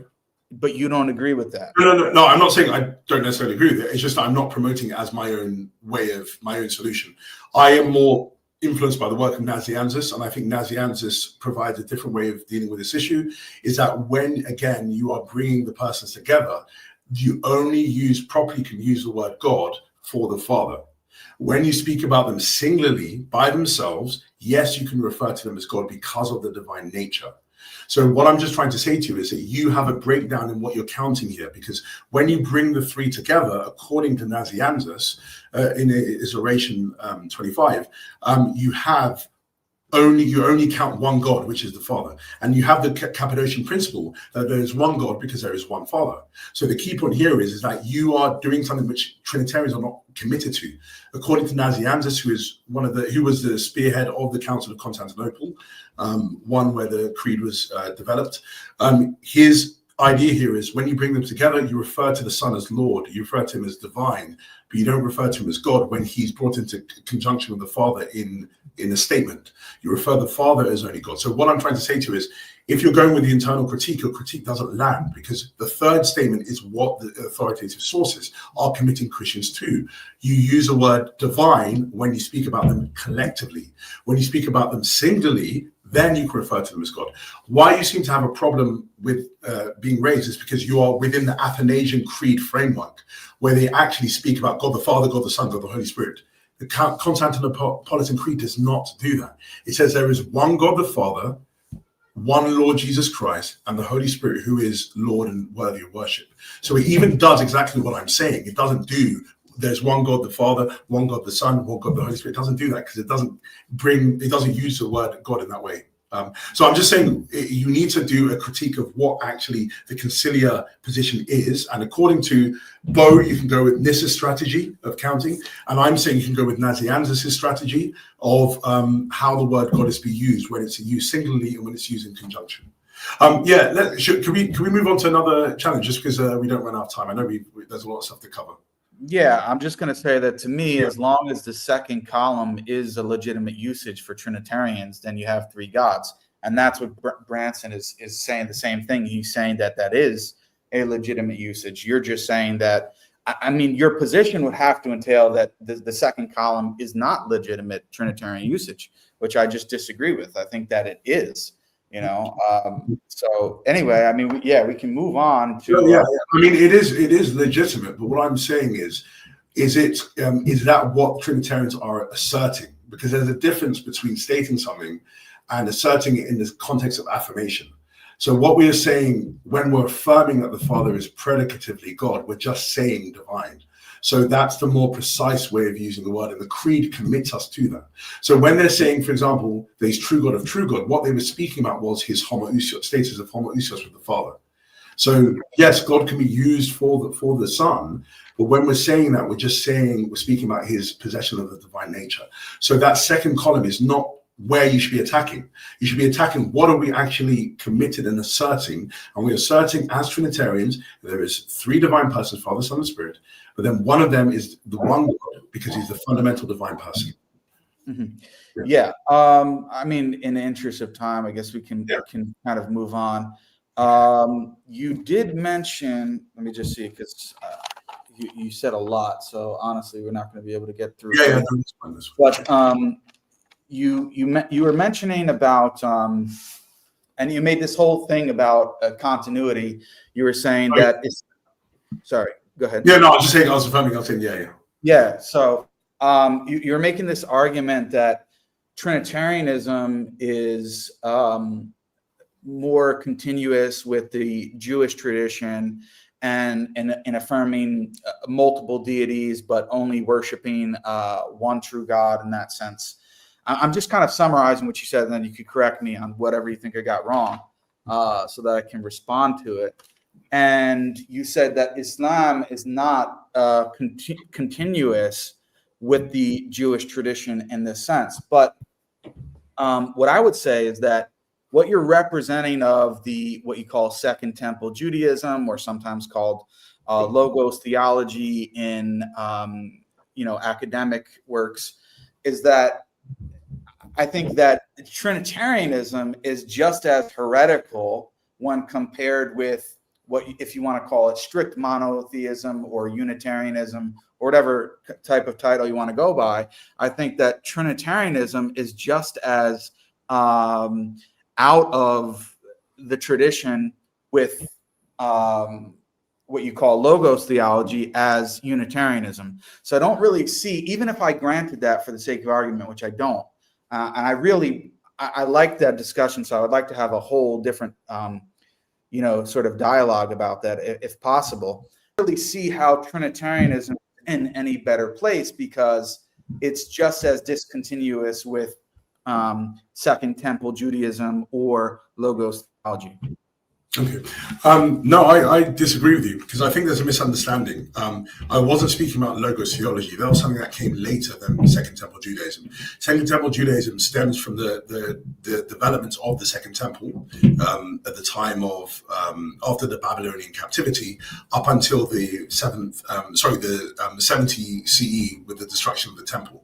So Logos theology developed after that time. So you're talking about people like Justin Martyr and then Tertullian and others. That comes after. So actually, that's incorrect. You're speaking about a period that came after. What I'm talking about is that long period of time that stemmed from the time before the first century CE up until the near completion of the first century CE, where the temple was destroyed. Jews at that time, as I was saying to you, according to the scholarly consensus, was Jews had a pluralistic view of divinity, that there were deities that were existing within their worldview. Islam doesn't affirm that. It affirms that there's only one deity, not just one deity worthy of worship. There's only one deity in existence. That's different.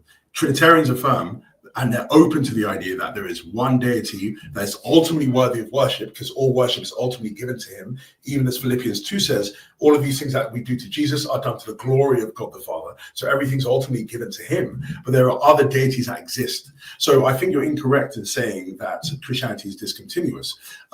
What you might be affirming is, or you might be thinking of, is rabbinical Judaism, which came after Second Temple Judaism, which was existing at the time of Christianity. So after the destruction of the temple, rabbinical Talmudic Judaism developed, and Christianity developed as well. And Talmudic Judaism became Unitarian as it is today, similar to Islam. But what I'm talking about, the religion of, as the Quran says, of Abraham, Moses, and it says Jacob, all of these people, and then Jesus, we're talking about the first and second temple period, and that was a period which has divine plurality. So my challenge to you is, how does that fit with the idea of Tawhid, where it says there's only one deity in existence, when Christianity says there are three deities, three divine persons in existence? That fits with the pluralistic view of deity in the first and second temple period, but Islam doesn't.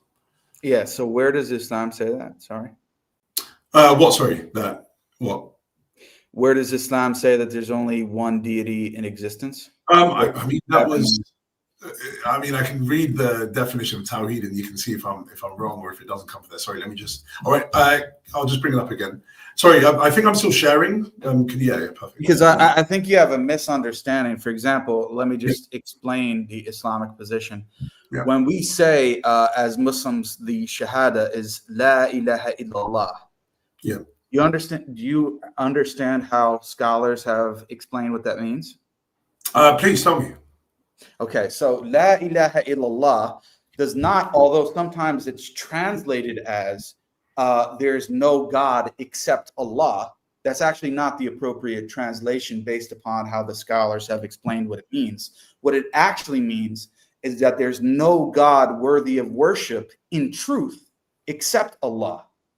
And so it does not actually make the claim that there is only one God in existence in the crude way that you've stated it.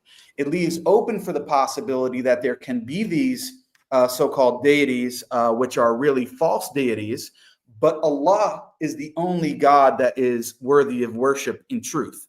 So that's the Islamic position. That's the appropriate translation or explanation of the first part of the Shahadatain, which is La ilaha illallah, that there's no God worthy of worship in truth except Allah.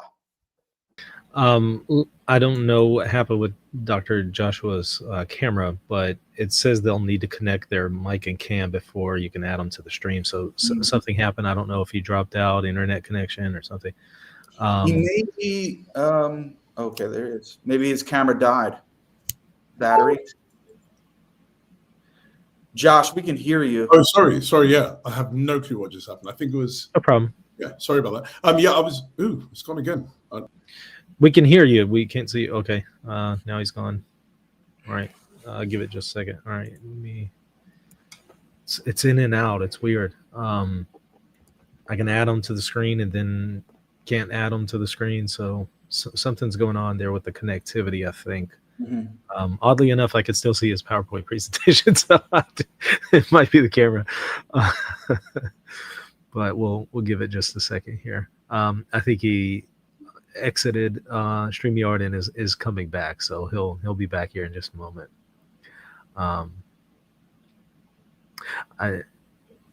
I know a few of y'all have some questions there in the chat. Maybe hold off for 10 more minutes before you start posting them. We might have time for about 10 minutes or so of Q&A. So yeah, a little bit of a different format for this one. Normally we're doing, 2 opening statements and everything. In this particular case, we just had 1 opening statement and left everything else open for open discussion. Because we wanted to maximize the time on open discussion. So may still be a little bit of time for Q&A towards the end. I don't see him yet. So yeah, maybe I don't know, maybe he had some people use a camera that's attached to a battery. So maybe the battery died. I don't know. Could be. But I don't know if you wanted to add any more of your own contributions to the discussion or if you wanted to wait on him. I would, but I don't want to be unfair. So, I hear you. I understand. Yeah, I don't want to do that to Josh. Totally get it. Yeah. Yeah. I see a few people have sent some super chats. So yes, thank you all so much for that. Hang tight. We're going to try to get to those here in just a moment. Let me also check and see if he messaged me by any chance to let me know what's going on with the tech issues. Okay, I don't see anything yet. So let's hang tight. Sorry, y'all. Yeah, I mean, I could definitely fill up the time by talking about what we've discussed, but like I said, I don't want to be unfair. I don't know if it would be unfair though, just because he had that whole opening statement and everything, you didn't get a chance. Yeah, that's true. But I understand what you're saying. Yeah. Yeah. I would just say, like, kind of the same thing I've been saying at this point, that I just don't think that Josh has really solved the LPT, because he's kind of just admitted that there are 3 gods in a certain sense.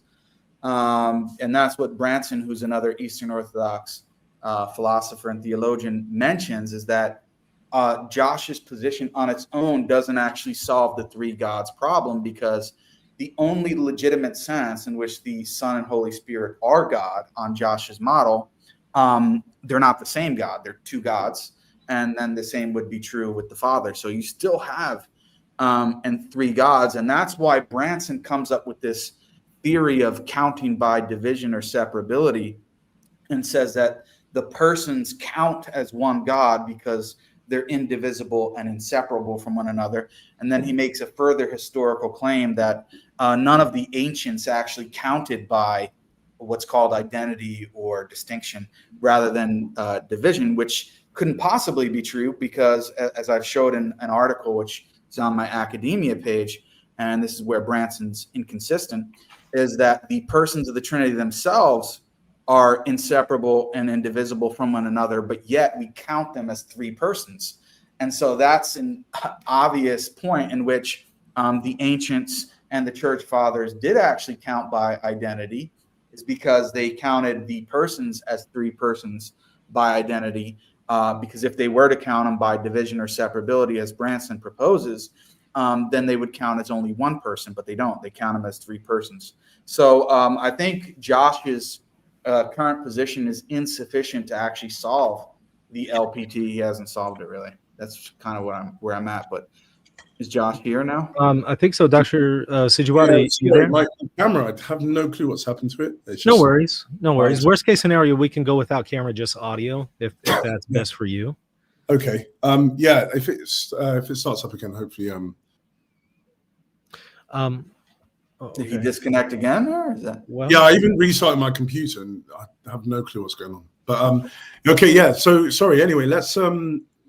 If we go back to you, I think you were talking when you got cut Yeah. out. So, what I was questioning was what you were saying. Oh yeah, I asked you. Sorry, you were saying that. Yeah, I was explaining about La Yeah. ilaha illallah, the shahada, that there's no, a lot of times it's actually popularly translated, there's no God or there's no deity except Allah. But that's not actually accurate. If you look at the explanation of the scholars, they explain that La ilaha illallah actually means that there's no God worthy of worship in truth except Allah. Okay. So I think you So, just have a misunderstanding of the Islamic position as well. so what's the existential status of these deities then that could potentially exist? Do they exist or they don't exist within the Islamic worldview? Well, we would have to be specific about what we're actually referring to, but I think that, and I'm actually writing about this in an upcoming book, that if you look at the Quran, it's actually more in agreement with the way that the term God or divine is used in the biblical text. For example, like Moses will be called Elohim, or other figures in the Old Testament, especially, will be given the term God.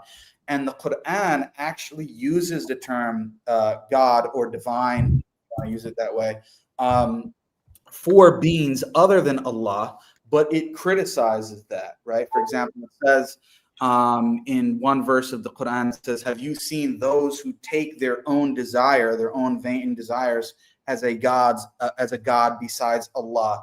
Then even the famous passage where people have actually criticized the Quran of saying that Christians call or Christians label the Jesus and Mary as two gods besides Allah, and they say, "See, this is actually the Quran is misrepresenting the Trinity because it thinks that Mary is in the Trinity." But actually, if you look at more recent scholarship, it shows that that's not the case.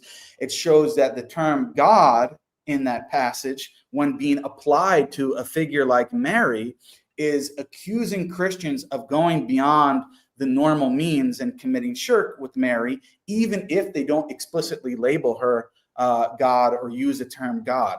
And then there's other examples which I go through in my book as well. So what I'm trying to say is actually there is more continuity with the Quranic usage of the term God with the biblical scriptures in the way that you're imagining, and that it allows for usage of God to refer to these other beings that do actually exist. For example, Mary does obviously exist in the Islamic paradigm, but it just says that that Christians have elevated her to a means beyond what she is due, and in that sense, they have made her a god, and she does exist, but this is an inappropriate worship of her.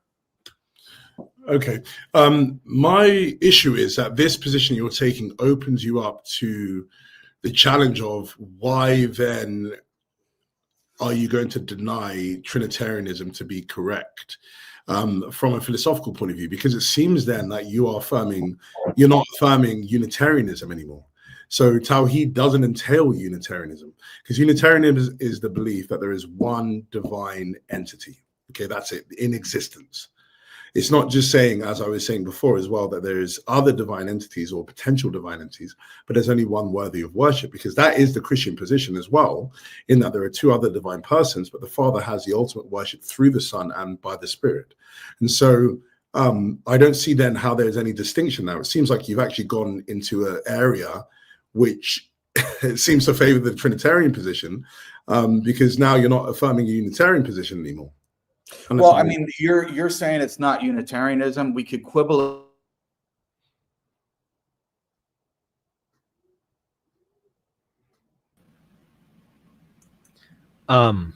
Hey, I'm still here. Okay. All right, Jake. I think you froze on our Yeah. end because I don't know what's going on with he froze on your end too, right? Yeah, he's frozen on mine as well. All right. And I didn't know if it was just what's happening connectivity with issue on my end. Okay. with this camera. But Okay. I think you're unfrozen now. Oh no, it's frozen again. Yeah, frozen again. Jake, if you can hear us, it froze on you for about 10 seconds there, unfroze, and then refroze. So, so maybe try, if you can hear us, Jake, maybe try to disconnect and just come back into StreamYard and see if that fixes the issue. Sometimes it does. Yeah, so I can just maybe state a few things Sure, until he comes back. Yep. Yeah, so I mean, the main challenge that I'm raising, apologies about the camera again, I have no clue what's happened, but the main challenge that I'm raising is we haven't addressed, because okay, he's come back. Is it working now? Yep. Yeah, it's working now. Yeah. Okay, so I think my internet cut out there. Man. Yeah. So you were saying what I said, Josh. Yeah, you were saying I was saying that it doesn't seem that Tawhid then entails Unitarianism, but it actually allows for divine plurality, which sort of favors more Trinitarian position, which I think is a commitment a Muslim wouldn't want to make. Yeah, so this is my question to you, and that's where I think I got cut off. And what I've explained and how I explained what La ilaha illallah, the first part of the Shahada, means, have you heard a Muslim explain it that way before? Yeah, I think I have heard that, but I've also seen Muslims be very, very adamant that they they have a problem with divinity being given to other things outside of the one God, so Allah. And so if we predicate divinity to other entities outside of Allah, but we say Allah is the only one who's really worthy of worship and not the other ones, then I don't see how the argument for Trinitarianism, really gets off the ground for a Muslim, because we can just say to quo crew and say you are, you're in the same position, because you hold to there being one being that's worthy of worship. We hold to one as well, in that the Father is the ultimate being of worship, the Son and the Spirit are the means by which we worship the Father. And you believe that Allah is the being who's worthy of worship. So, but then you also believe that there are possibly existing other divine entities. So then how are you ontologically any different for your commitments than a Christian? And so this seems just problematic for me, if you go to that position. Yeah, so I just want to read something, because a lot of people may be thinking, oh, Jake is just coming up with this on the fly, or this is just an ad hoc response, but it's not. I mean, Islam QA, if you've heard of it, if anybody really searches on Google, like a serious question about what Islam teaches, one of the first things that popularly come up is Islam QA, because they have a database of answering a lot of these questions, right? So, and I can send a link for this. This is from November 2000. It says, meaning of La ilaha illallah, Muhammadan Rasulullah. And here it explains, they respond to the question. It says, meaning of La ilaha illallah, bearing witness, La ilaha illallah, and that Muhammad is the messenger of God, is the first pillar of the 5 pillars of Islam. And the meaning of La ilaha illallah is that nothing worshipped is worthy of worship except Allah. It is a simultaneously a denial and affirmation. La ilaha is denial of all worship other than that of Allah. Allah is affirmation that all worship is for Allah alone without any partner. So what we would say in differentiating my position from your position, respectfully, is that you are worshiping 3 beings. You're worshiping the Father, you're worshiping the Son, you're worshiping the Holy Spirit. And we get back to the whole 3 gods and 3 entities that you're worshiping problem. Now, obviously, you're going to go back to what we discussed earlier, but that would be, and I'm happy to do it again, but that would be a reiteration of it. The point being is, I still have a way to distinguish myself from you, because you are worshiping from our paradigm. Respectfully, you're worshiping 3 entities. We're only worshiping 1. Okay. So how is your position any different from henotheism? In what sense? What do you mean? I mean, henotheism literally, by definition, is the worship of a single being or single God, but not the denial of the existence of other possible beings, divine beings. So it's henotheism. So you are saying that you worship one God, but you worship one God amongst the other gods. And so I don't see how your position is a strict monotheism that you're supposedly having to be committed to as a Muslim, because it's just henotheistic. No, the strict monotheism is that from our point of view, in terms of the worship that is due to God alone, in terms of the attributes that are due to God alone, in terms of the actions that are due to God alone, we only predicate that of one being. We don't deny that there are other entities which people wrongfully attribute those things to, like Christians.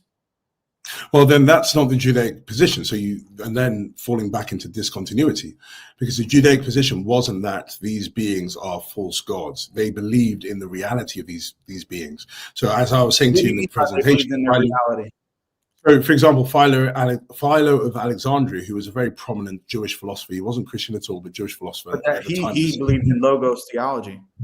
No, not Philo of Alexandria. No, you must be understanding a different. If you're talking about logos theology in the sense of the word, the logos being a part of Yahweh, he would have been the foundational element in which the Trinitarians derived. Well, which Philo are you speaking about? Just so we're clear. So Philo of Alexandria, the Jewish philosopher. So he was the proponent of theology. Well known. I'll just clarify. So he was someone who was a precedent for the development of logos theology that you see then going into Christian Trinitarianism. But what I'm trying to say to you is his own understanding of his divine ontology, of things that exist within the divine realm, is that he believed that there were cosmological deities that were existing within the cosmological realm, that were existing and taking, that were having efficacy within the cosmological realm. Now that's more than what you are saying. You're saying that there is and I'm saying that my position was represented in Judaism as well. You're making it seem like Philo's position of these other entities which are divine or semi-divine beings or are go-betweens between the Most High God and creation, you're representing it as if that was the only position that existed within Judaism. Yeah, no. So what I'm trying to say to you is just to consider. No. So what obviously there was. It wasn't mono. It wasn't just a universally sort of grounded point of view that this was Philo's. Philo's view was everything that was shared by all the other. You're talking about the two powers in heaven. No. So just 1 second, please. So what I'm trying to say to you is that on the basis of the scholarship's consensus, so that's Paula Friedrichsen and others, is that within the worldview of Judaism, it was more than just the idea that all of these beings are false gods. What they were saying is that, there are these other gods that exist. And even some people like Heiser will go forward and say they made up something called a divine council. But who was the ultimate supreme being over above all these other possible deities was Yahweh. And that's why he's worthy of worship. So what I'm saying to you is that it's actually a little bit stronger than your own position. So there still is that discontinuity there in that sort of sense. So I'm saying, are there any people, within the Jewish tradition, did there exist scholars or Jewish groups who affirmed that these things existed, right, but did not actually give worship to them and did not view them in a positive sense? Oh yeah. So that's what I mean. That's the position, though. So but that's not the position. That's what I'm saying. That's not the position that you're explicating. Your position that you're explicating. Yes, it is. Then you're misunderstanding me. I'm saying these entities can exist, but they are not worthy of worship, and they are not viewed in a positive sense. For example, with Philo, as you're mentioning, it's not just that he was saying that, some people were attributing things to the logos or the word or these other entities. He himself was affirming it. He believed in it. Yeah. So what I'm saying to you is positive or negatively viewed these deities, the key point of the Judaic worldview was that there were these other deities and there was grades of divinity. So there were deities who had supremacy in powers, who had supremacy in knowledge. So there wasn't this idea that all of the attributes of divinity are predicated upon this one entity that you call Allah. You would say that you wouldn't go forward and say these other. Yeah, they did. You said in terms of a positive sense, it does make a relevant difference, whether it's positive or negative. Your question was, were there any? So what I was trying to say to you is that, of course, yeah, there would have been others who had negative viewpoints of these deities. But what I was trying to, but remember, you haven't defined what you meant by positive. Of course, all of them saw them. Just one second. All of them saw them negatively in the sense that the only one who's worthy of worship is God, is Yahweh, because He's the sole creator of all reality. And so all of these deities that exist, they only exist independence to Yahweh, or independence on Yahweh. So their positivity was in the sense that the only one who's worthy of worship is Yahweh, because He's the sole creator and sole ruler of all reality. However, that doesn't mean, if we're using the term positive, that they didn't also see these deities to have supreme attributes. And so what I'm trying to say to you is, what is actually more continuous is the Christian worldview, where we have this view that, yes, the ultimate being who's worthy of worship is the Father. That's why I really wanted to emphasize Philippians 2, that all of the things that we do to the Son, even the bowing of our knees to the Son, confessing Him as Lord, this is all to the glory of God the Father. So ultimately, all the worship is actually given to the Father. The Son and the Spirit are the mediators in which we worship the Father, and they have worship worthiness in that fact of being that mediatorial function. And so the key point that I'm trying to say here is that I see continuity with Christianity in that we have plurality of other beings outside of the one God the Father who have supremacy. You do not have that at all predicated upon in your worldview. And so what I'm trying to say is that actually it seems that there's continuity with Christianity over that of Judaism. Can I just, because I know we're running out of time, and I apologize again about the camera.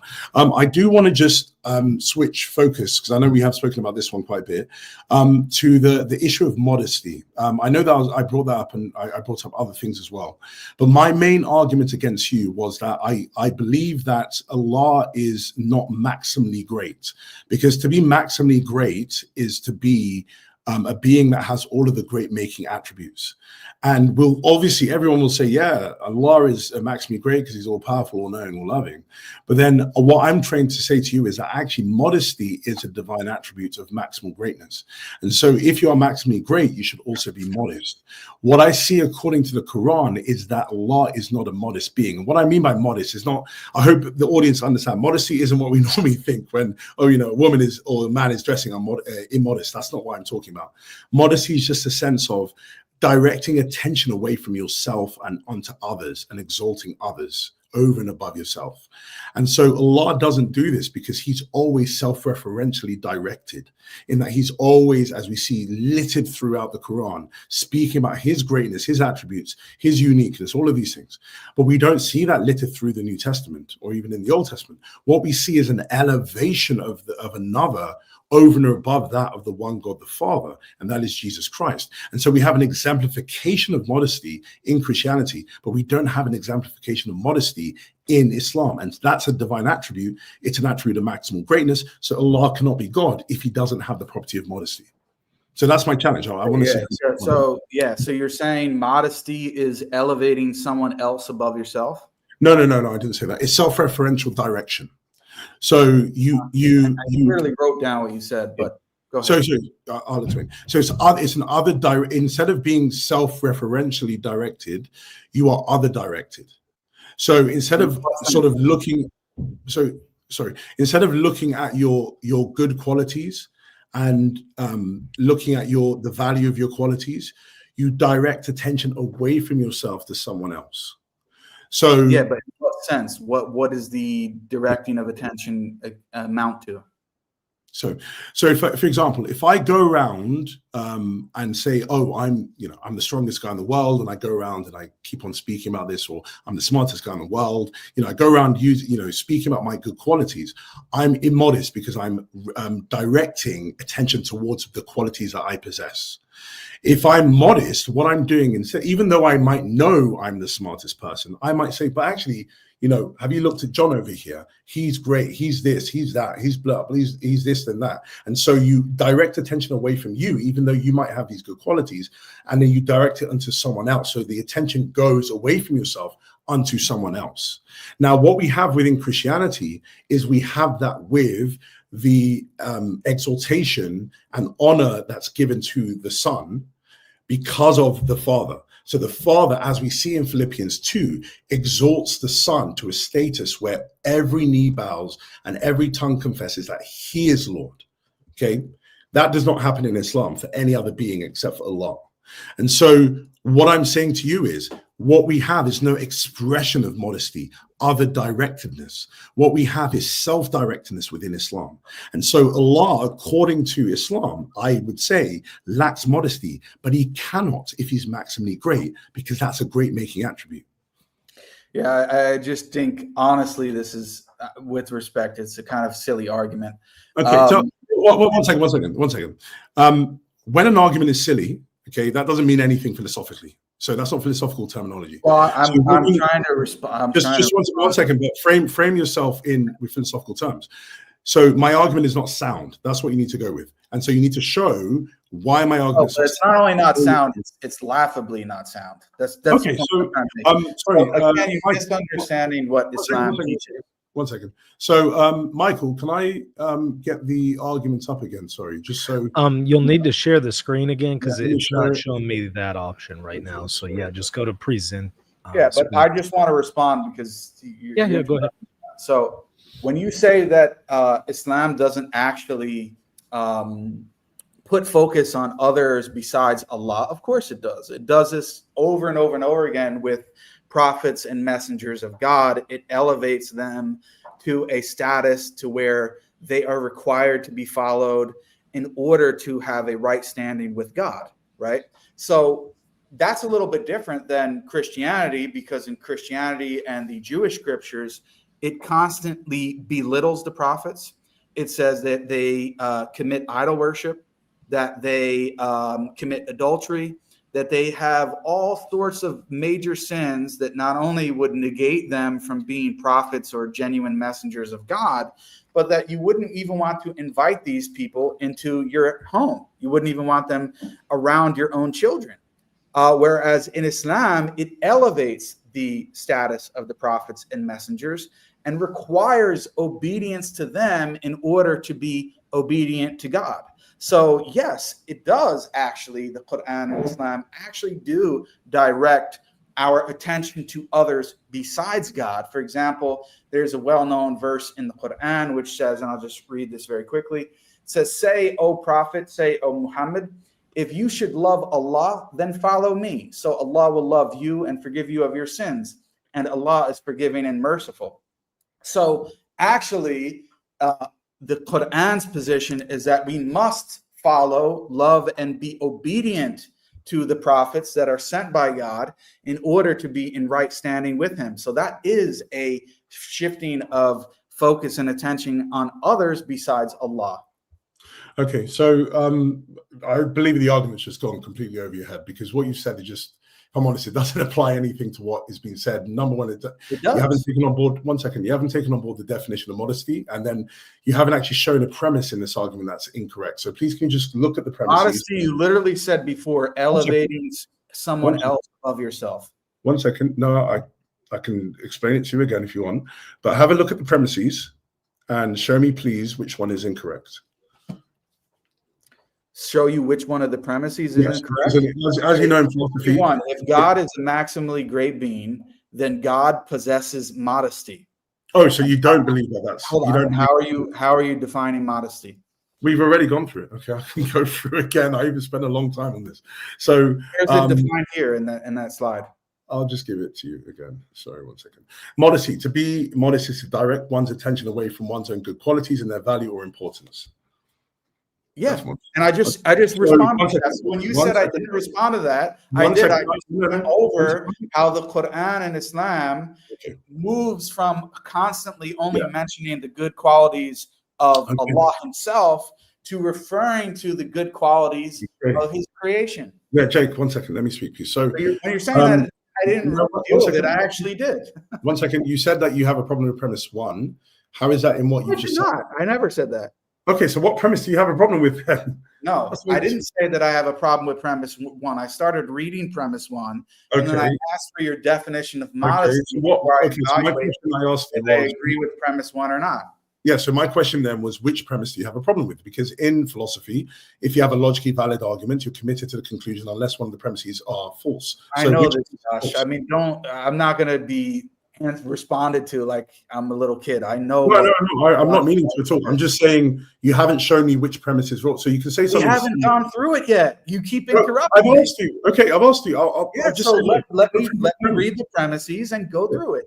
If God is maximally great, then God possesses modesty. I asked you to define modesty in the definition that you provided on the previous slide.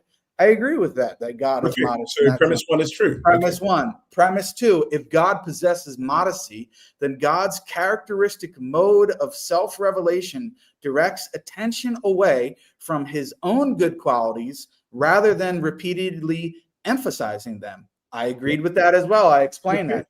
3, the Islamic conception, Tawhid, as expressed through the 99 names, portrays Allah as repeatedly and systematically emphasizing his own supreme attributes, demanding exclusive recognition, and focusing on his own greatness over 1,000 times in the Quran. Now, here's, I think, where we would disagree, because although, yes, premise 3 is true in the sense that in the Quran, the 99 names of Allah are mentioned, but the same thing is true in the biblical text, that God is mentioned as being supreme over and above others, while at the same time allowing for the space, at least in your own mind, for Jesus to be exalted. And I'm saying it's the same thing is true in Islam. Although premise 3 is true in the sense that it allows for the repeated recognition of Allah, it also does the same thing for other entities, such as God's prophets. Is premise 3 true or not? Because you haven't said it. I did. You said the Islamic conception. Hold on. The Islamic conception, as expressed through 99 names, portrays as repeatedly and systematically emphasizing his own supreme attributes, demanding exclusive recognition, and focusing on his greatness over 1,000 times in the Quran. The part that I'm disputing or disagreeing with is demanding exclusive recognition. That's false. Okay. So when we go, 1 second. So when we look at the 99 names, are these names predicated of any other being outside of Allah? Yes. So which ones? Pretty much all of the names are used of other entities in the Quran. For example, the Quran says, "Alaysa Allahu bi ahkamil hakimin," that Allah is the most just of the judges. He constantly puts himself in a comparison with others. He gives these names to other entities that are created entities. Where is any other entity called the most just? But you didn't specify that. I did. I asked you, are any of these other names, because remember the names are saying the most high, the great, the majestic, the all glorious, the praised. Are these go back to your actual argument. Yes. No, but 1 second. I'm asking this question first before you move on to. So I asked your argument actually is not even specifying. It doesn't. Yes, but I'm trying to show you. Well, 1 second, Jake. So I'm trying to show you how that is the case. I asked you first. Are these names, the 99 names, predicated of any other person? They're not predicated of Allah. Okay. So you said originally. Let me finish. Yeah. In the superlative sense. They're not predicated. Sorry, say that again. Created entities can have these names, but not to the maximal degree or sense that Allah does. Okay, good. So you wouldn't say any other entities called the greatest, yes? No. Outside of Allah. Okay, you wouldn't say any other ones called the most high, the majestic. You wouldn't. Correct. So Correct. these are unique to Allah. Okay. Yes or not? In the supreme sense. Correct. Yes, exactly as they're stated. Yes. Okay. So then let's refer back then to the argument. Yeah. When we are saying demanding exclusive recognition, it's in reference to the names that are given to Allah. So it's not saying that we're not recognizing that there are other beings that do good actions that Allah favors and the prophets. And I'm not saying that at all. So that's why I'm saying this argument went over your head. What it's saying that there's over my head, it's just a ridiculous argument because not one second. P1 where you're mentioning modesty, you're switching between modesty and P1. If you just let me finish first. So because you're misrepresenting what I'm saying. No, I'm not. I'm just saying be more philosophically astute in your language. You can say something is silly. Be more philosophically astute by merely saying that God possesses modesty. Without being cut off. And then P3, if you let me finish without, P3 is an example. It's supposed to be emphasizing what that modesty is. Like if you let me finish, because you'll cut me off. Definition You'll cut me off. So if you allow me to speak. What I'm saying is, when you are analyzing an argument, as you know in philosophy, and that's why I'm not trying to speak down to you, but as you know in philosophy, you don't just say an argument is silly or an argument is laughable. Like, you don't do that. That's not philosophical language. We're looking at philosophical argument here. You need to say why it's false. Now, what I'm trying to say to you is, I was trying to explain to you because you said you are against the statement demanding exclusive recognition. I was trying to say to you in the argument, this is what demanding exclusive recognition means. But it's not defined there. That's the point. Exactly. That's why your argument is sloppy. As you should know, Jake, you wouldn't state all of the defined terms in a premise. The premise is a summarization. Exactly. So more details need to be provided. That's the whole point. If you let me finish, Jake, before I got to the argument, I'd already, so obviously you weren't following it. Before I went to the argument, Before I went to the argument, I already defined my terms. I went through all of the examples, and then I stated the summarization of the points in an argumentative form. Right. So if P1 means God only possesses modesty if he gives his supreme titles to another being besides himself, then I disagree with that. But is that how I define modesty? Go with the terms. It is because you just went to premise 3. You just went to premise 3 and discussed. You just went to premise 3 and discussed the 99 names, and you said that it must be in terms of those supreme names or titles being given to another. Now, if you understand what I'm saying, you've gone to a different premise. So you've already directly related to the modesty claim. If you let me finish. That is an independent statement from premise 1. Premise 1 is define modesty as other directedness. That's what we're talking about. Yes, other directedness, which is not specific enough. That's the point. Okay, so sorry, the definition here of modesty, which is an accepted definition within the literature, is not, from your point of view, the correct understanding of modesty. Is not. No, I just showed you how your argument is silly, and you're proving the point here. Well, I'm not. Someone who is supposed to be astute in making logical arguments are making such a terrible mistake. And Jake, you're saying that modesty is being used as simply other directedness, but then when you get to a further premise, which is related to that, it becomes more specific than mere other directedness. Right. That's the point. Okay, can I have some time to speak without being cut off? You can. Okay. So, Jake, if I'm honest, don't be rude. Okay, we're gonna have if I'm gonna have a conversation. You're the one who started being rude, and then I am responding in kind. I'm gonna give you time to have this type of conversation with you. Don't be rude. Okay. Again, just started off by being rude, and I responded in kind. This is not your sort of, clickbait time or whatever. You want to go and clip something. Just have a conversation. Nobody's clipping anything. Okay, good. When I'm talking, just stop talking, please. So you interrupted me first. Am I going to be able to speak? Thank you. So we looked at premise 1, and it says, if God is maximally great, he'll be modest. I then define what modesty is, and I have a full precisified definition here. To be modest is to direct one's attention away from one's own good qualities and their value or importance. Okay, that is what modesty is defined as. And also, I even showed, again, that's why I'm thinking you didn't actually look at the presentation, which I was giving to you. So again, a key feature is inattention to one's own good qualities, not dwelling on them or fixating on them. Okay. Have that in your mind, please, not dwelling or fixating on them. So that is what modesty is. When then I was going into the arguments, as we have that working definition of modesty, so we go to the first statement, the first premise.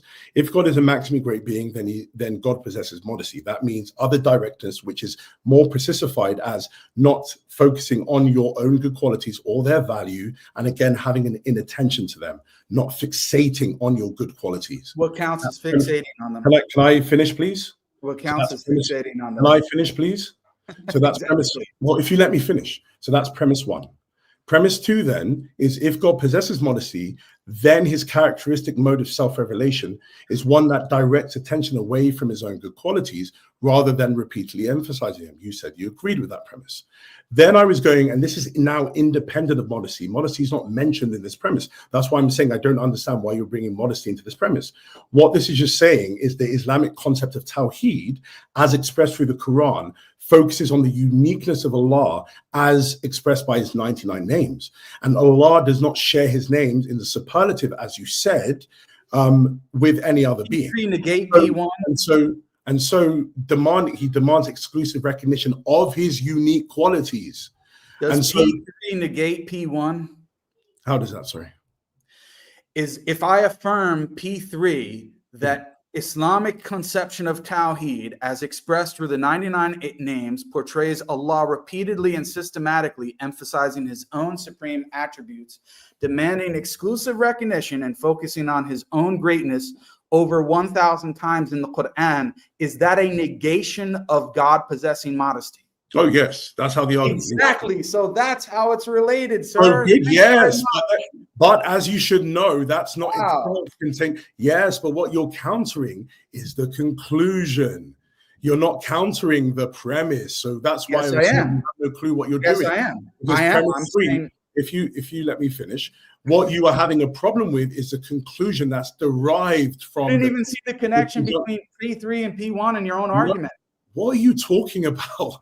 So obviously I have, or I wouldn't get to the conclusion that I did. Can you see here?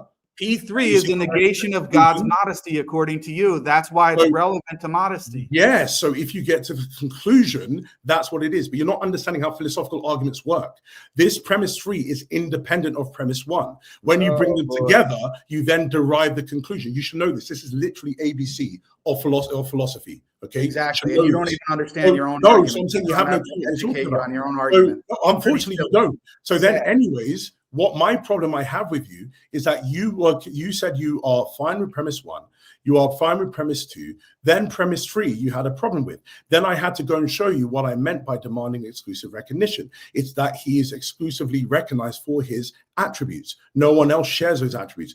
Have you got a problem with that? Exactly. So demanding it's God's modesty, I reject. Well, one second. Before you do that, just premise 3. Do you demand? Because I already responded to you several times now. Now, do you? Okay, then listen to the question, because you've obviously not understood the question. Demanding exclusive recognition. Again, listen, bro. I'm going to tell you this. I'm going to tell you this straight up. You're not going to keep talking down to me and talking this way. Otherwise, we could just end the conversation. I have no need for you to try to sit in the chair as if you're high and mighty and you're going to teach me about how logical arguments are working and I'm not following and I'm not listening. I don't have time for that foolishness. Okay. Now, I ask you this, Jake. The reason why I've said any of those things to you, and I didn't say anything that was insulting, anything that was rude. Yes, you did. You started off using insulting language, and then when I responded accordingly, you got your panties in a bunch. That's exactly what happened. Is it possible to finish?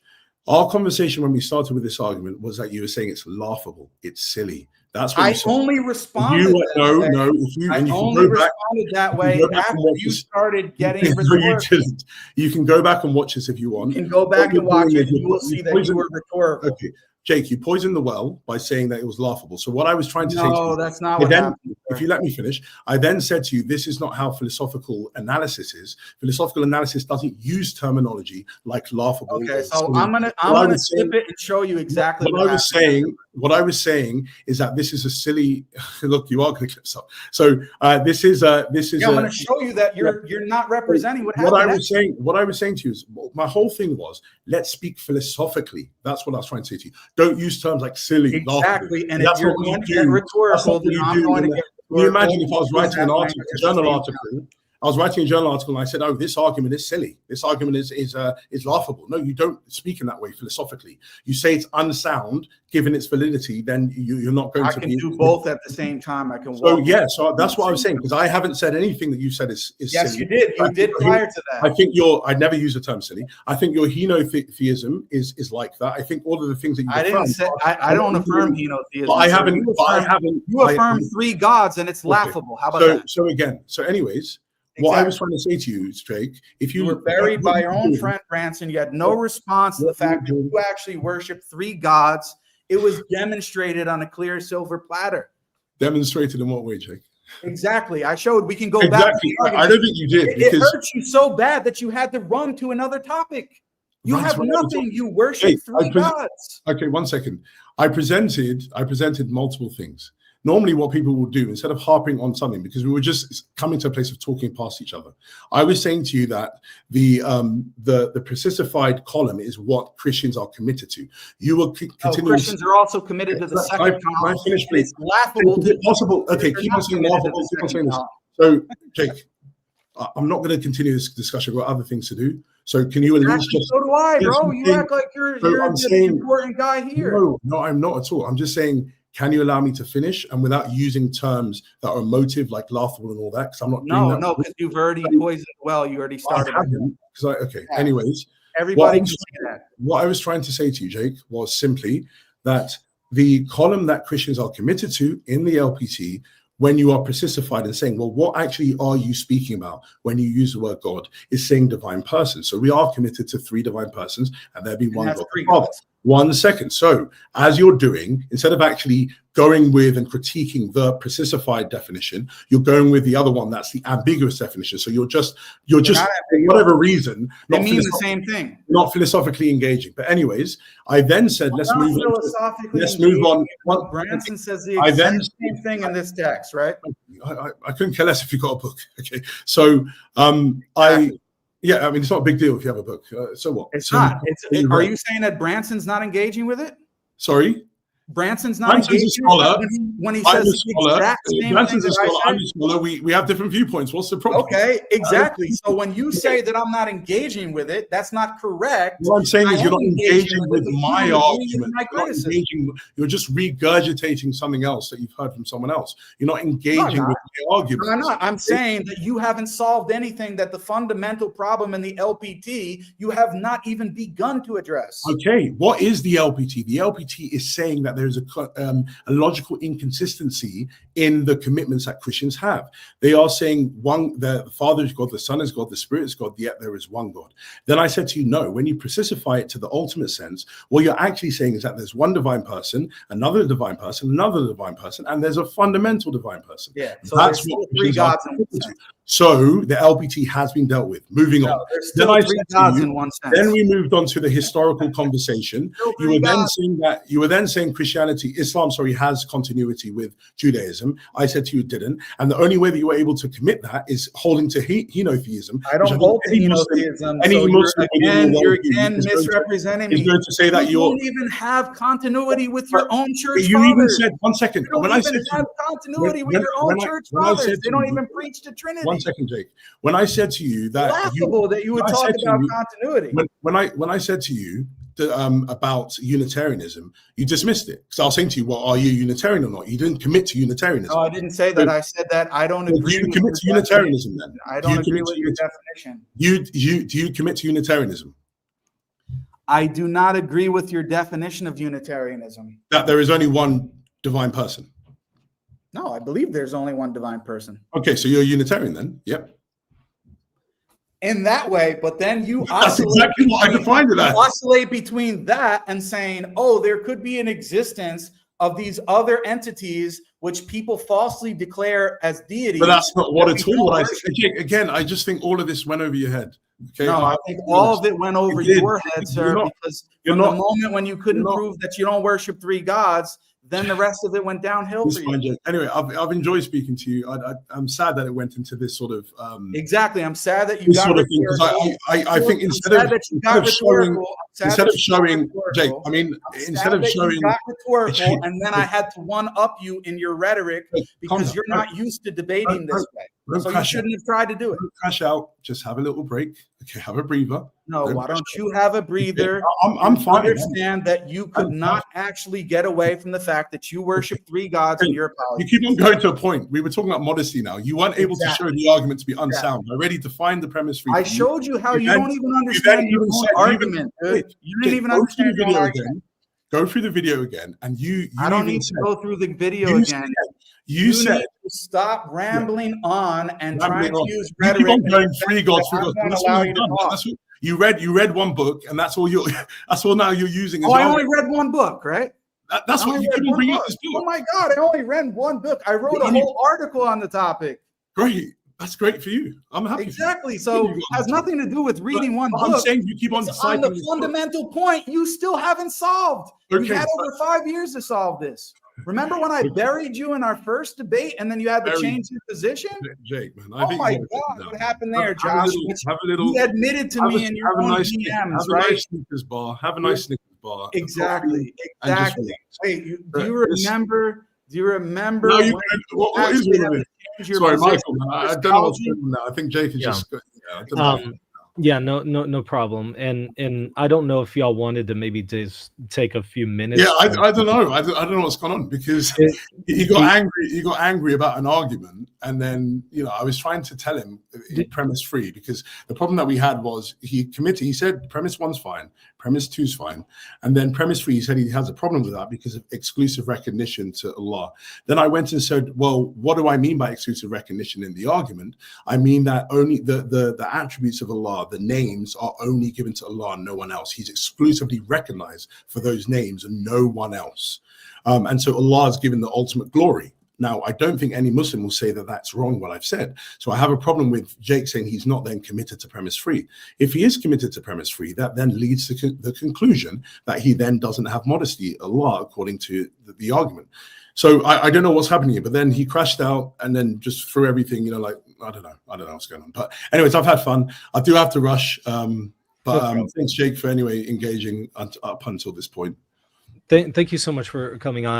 I know we kept you over. I apologize for that. You're always, of course, welcome to come back if you would like to do more. Sorry to keep you over there, though. I know you have to head out. You're a little past time, so I totally understand. I appreciate you coming on and doing this. Thank you so much. No, thanks. I don't know if there was any questions, because I know if people do super chats. There are a number of questions. I know you're pressed for time, so if you're not able to go over them, I can send them to you, and maybe if you could reply in the comment section when you have time, if that's okay. I've probably got just a few. I mean, if there's a few, maybe you can just pick a few, and then we can. Yeah, well, let me grab ones that are just to you. Okay, to Doc, if God described himself as ultimate one Tawhid in the Bible, would that be an issue? And what would you do? And if you were alive and could save Jesus from being crucified, would you have done so?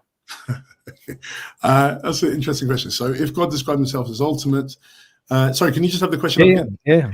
God described himself as ultimate one Tawhid in the Bible. Would that be an issue?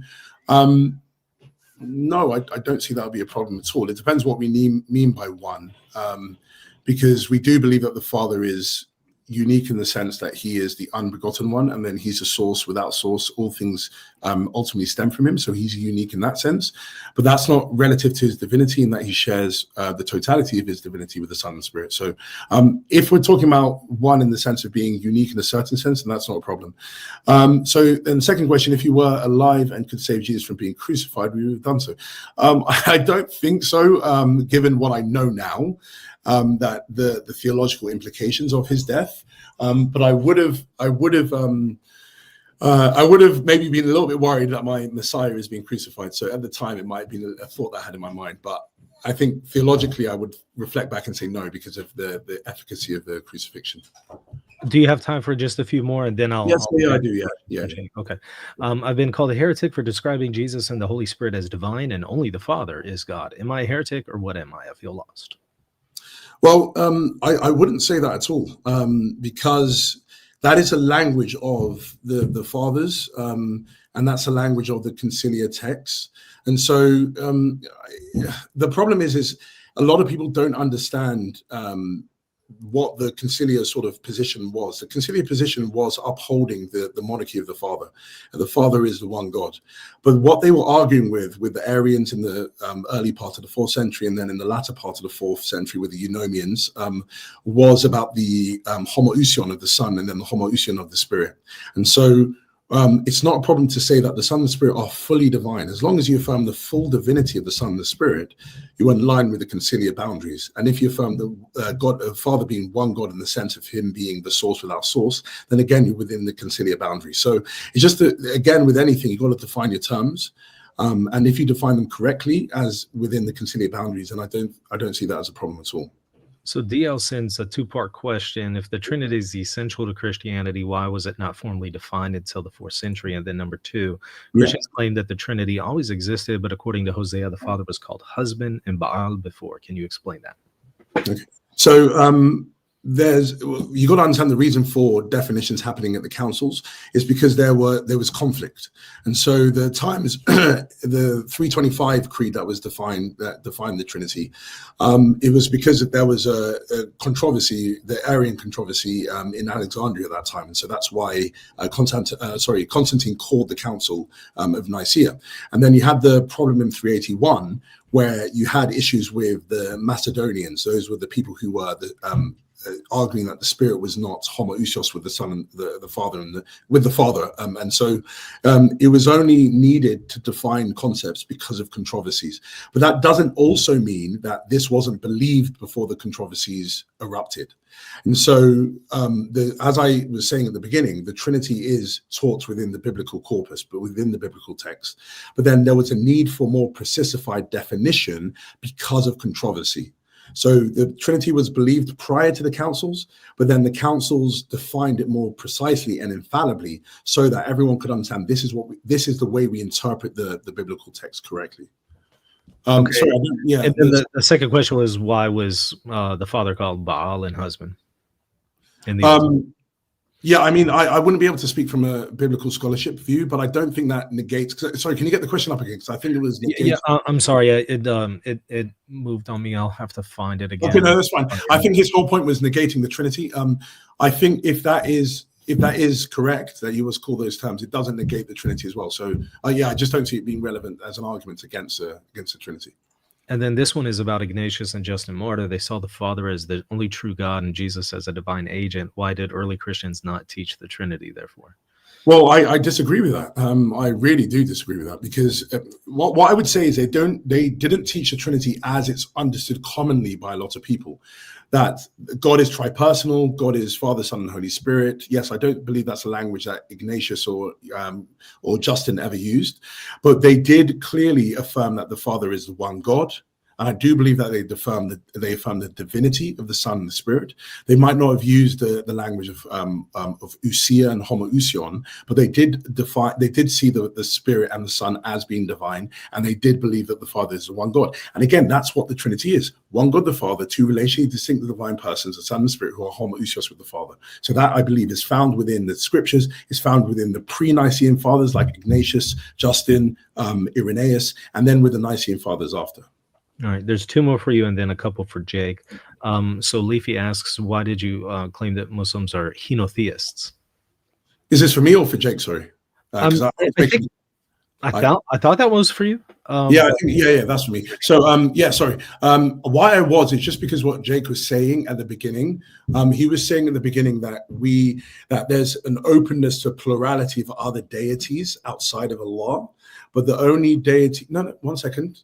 Just 1 second, Jake. What you did clarify later was the idea that it's seen negatively. So you were saying that these deities are seen negatively, but the whole point is that henotheism is the belief that there is more than one deity that exists within reality, negatively viewed or not negatively viewed, and then but one of those deities is worshipped. So there's other deities that potentially exist, but then one of those deities is worshipped by the community. That is henotheism.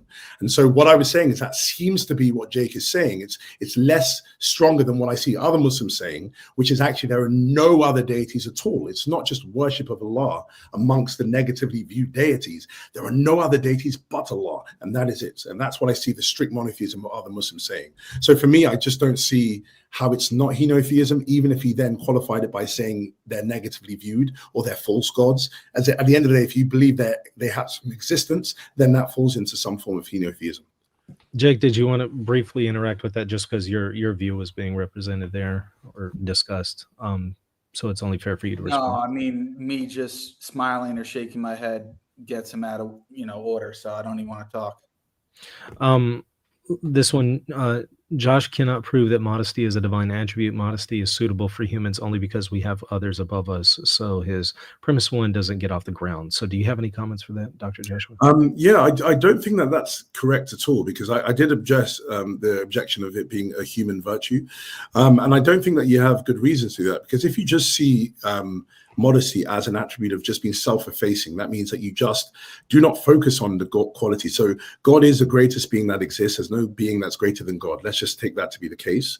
But then instead of God just harping on about his greatness, I'm the most powerful, the most strongest, I'm the greatest, the unique, just talking about it all the time, that wouldn't be a modest attitude. A modest attitude is just where, even though you possess these things, and even though you know that you are the greatest, you just direct your attention away from yourself to others. And so it doesn't need to be something that's just possessed in a human sense. So what someone will need to show is that this is something that could only be possessed by humans and not by God. Because if it is a moral virtue, as it's seen to be in the literature, and if it is then shown to be something that is a great making attribute, that you're better being to be modest than not, because I think everyone will say, I'm a better person if I'm modest than if I'm immodest, then it's something which can be possessed by God. And so I would see that it's ad hoc if you limit it and say modesty can't be possessed by God, only by humans, but then power can be possessed by God and knowledge can be. 3 more came in for you. Do you have lightning round? Yeah, I can still go. Okay. All right. And Jake, we'll get to yours here in just a second. I just have one question for Josh before we leave. Go ahead. Oh, okay. Absolutely. Yeah. Did the earliest companions and disciples of Jesus hold a heavily philosophical understanding of God that aligns with the later Trinitarian formulations articulated by the post-Nicene Church Fathers? No, I wouldn't say that they had the same philosophical framework or concepts that they were using, but that doesn't negate from the actual substance of what they were teaching was the exact same thing. It's just that we were able, through development of our philosophical categories at Nicaea, to be able to use language that was more precise to deal with the problems that were being raised by Arius, Eunomius, and others. So yeah, I would say they might not have had the same philosophical understanding or concepts, but the same substance of there being one God and 2 relationally distinct divine persons who are of the same nature as God was affirmed by them as it was affirmed by the Nicene Fathers. Okay. And do you believe Jesus is created in a sense, as did the early church fathers, derived from Proverbs 8:21? His human nature is, yes. Okay. And then Dean responds, do you believe in 3 gods in a sense?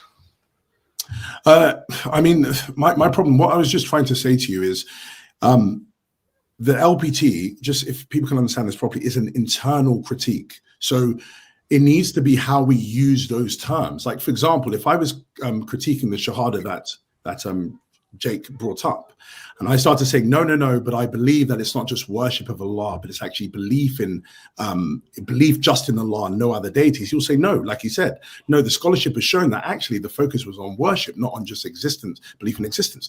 So I can only critique it based upon the categories that are actually being used by the community. And so what I was trying to say to you is, when it comes to the collection of the persons, we don't say 3 gods, we say 3 divine persons, because that's the more precisified usage of the term. Because when you say 3 gods, you are going to speak about you're going to use the term in a way that's not being affirmed by the Trinitarians. The Trinitarians are affirming there is one God, the Father, and there are 2 divine persons, the Son and the Spirit. And so when we say there is one God, that when we use the word God, we're only saying there is one of those things in the Trinity. When we speak about them singularly, you can speak about the Son being God, the Son being the Spirit being God, but we're just referring to their divinity. So again, you need to work with the terminology and concepts that Christians use and not just try and override that because you want to get to the conclusion of inconsistency. And is Jesus uncreated and eternal in his entirety? In part, is Jesus a whole God? Is his flesh and soul God? Yes. So Jesus is uncreated and eternal in part, in the sense that his divine nature is. He is, sorry, I didn't see that last part. Yeah. Sorry, I've So, already moved no, it. no, it's fine. So what I understood, he's uncreated. Yes, he's uncreated in his divine nature. His human nature is created. It's something that he assumed and began to possess at a certain point in time. So I do got to rush off just in a few minutes. I can probably take, if there's any more, I can just take. I just have one question from before. Yeah, go ahead and tackle it. Yeah. Okay. Yeah. So Josh, when we debated years ago, and you were defending Andrew Loke's model of the incarnation, and I brought up arguments against why, in the context of Matthew 24:36, when the word no is used there, and Loke's interpretation. Later, just last year, you actually used the exact same argument that I used against you in the debate as a critique of Loke's model, did you not? No, I don't think. I mean, what I understand, Jake, a lot of the time is that you're using stuff that's already in the literature. So it's not like you're coming up with them yourself. So it's just something which is. I didn't claim that. That's not what I said. But yeah. So 1 second. So actually, if you read my work where I actually critique Loke, I bring up Oliver Crisp, who was forwarding the same problem that you raised. So you just raised a problem that Oliver Crisp had already brought up, and so that's what I was bringing up. But so I don't. I'd love to give you your position. Sorry, you did not change your position. Oh no. So I don't affirm Loke's model at all. But in my written work, you have to judge it by my written work. I've never written the. I'm talking about in our debate, sir. Okay. Yeah, in our debate, I did defend Loke, but I don't see what your issue you're raising is. Sorry. The issue is that fundamental to our debate, the first time around, I brought up a criticism against your model that you were defending in the debate, which you did not accept as a criticism. You tried to respond to it, and then after that, you are using the exact same criticism against that position which you formerly held.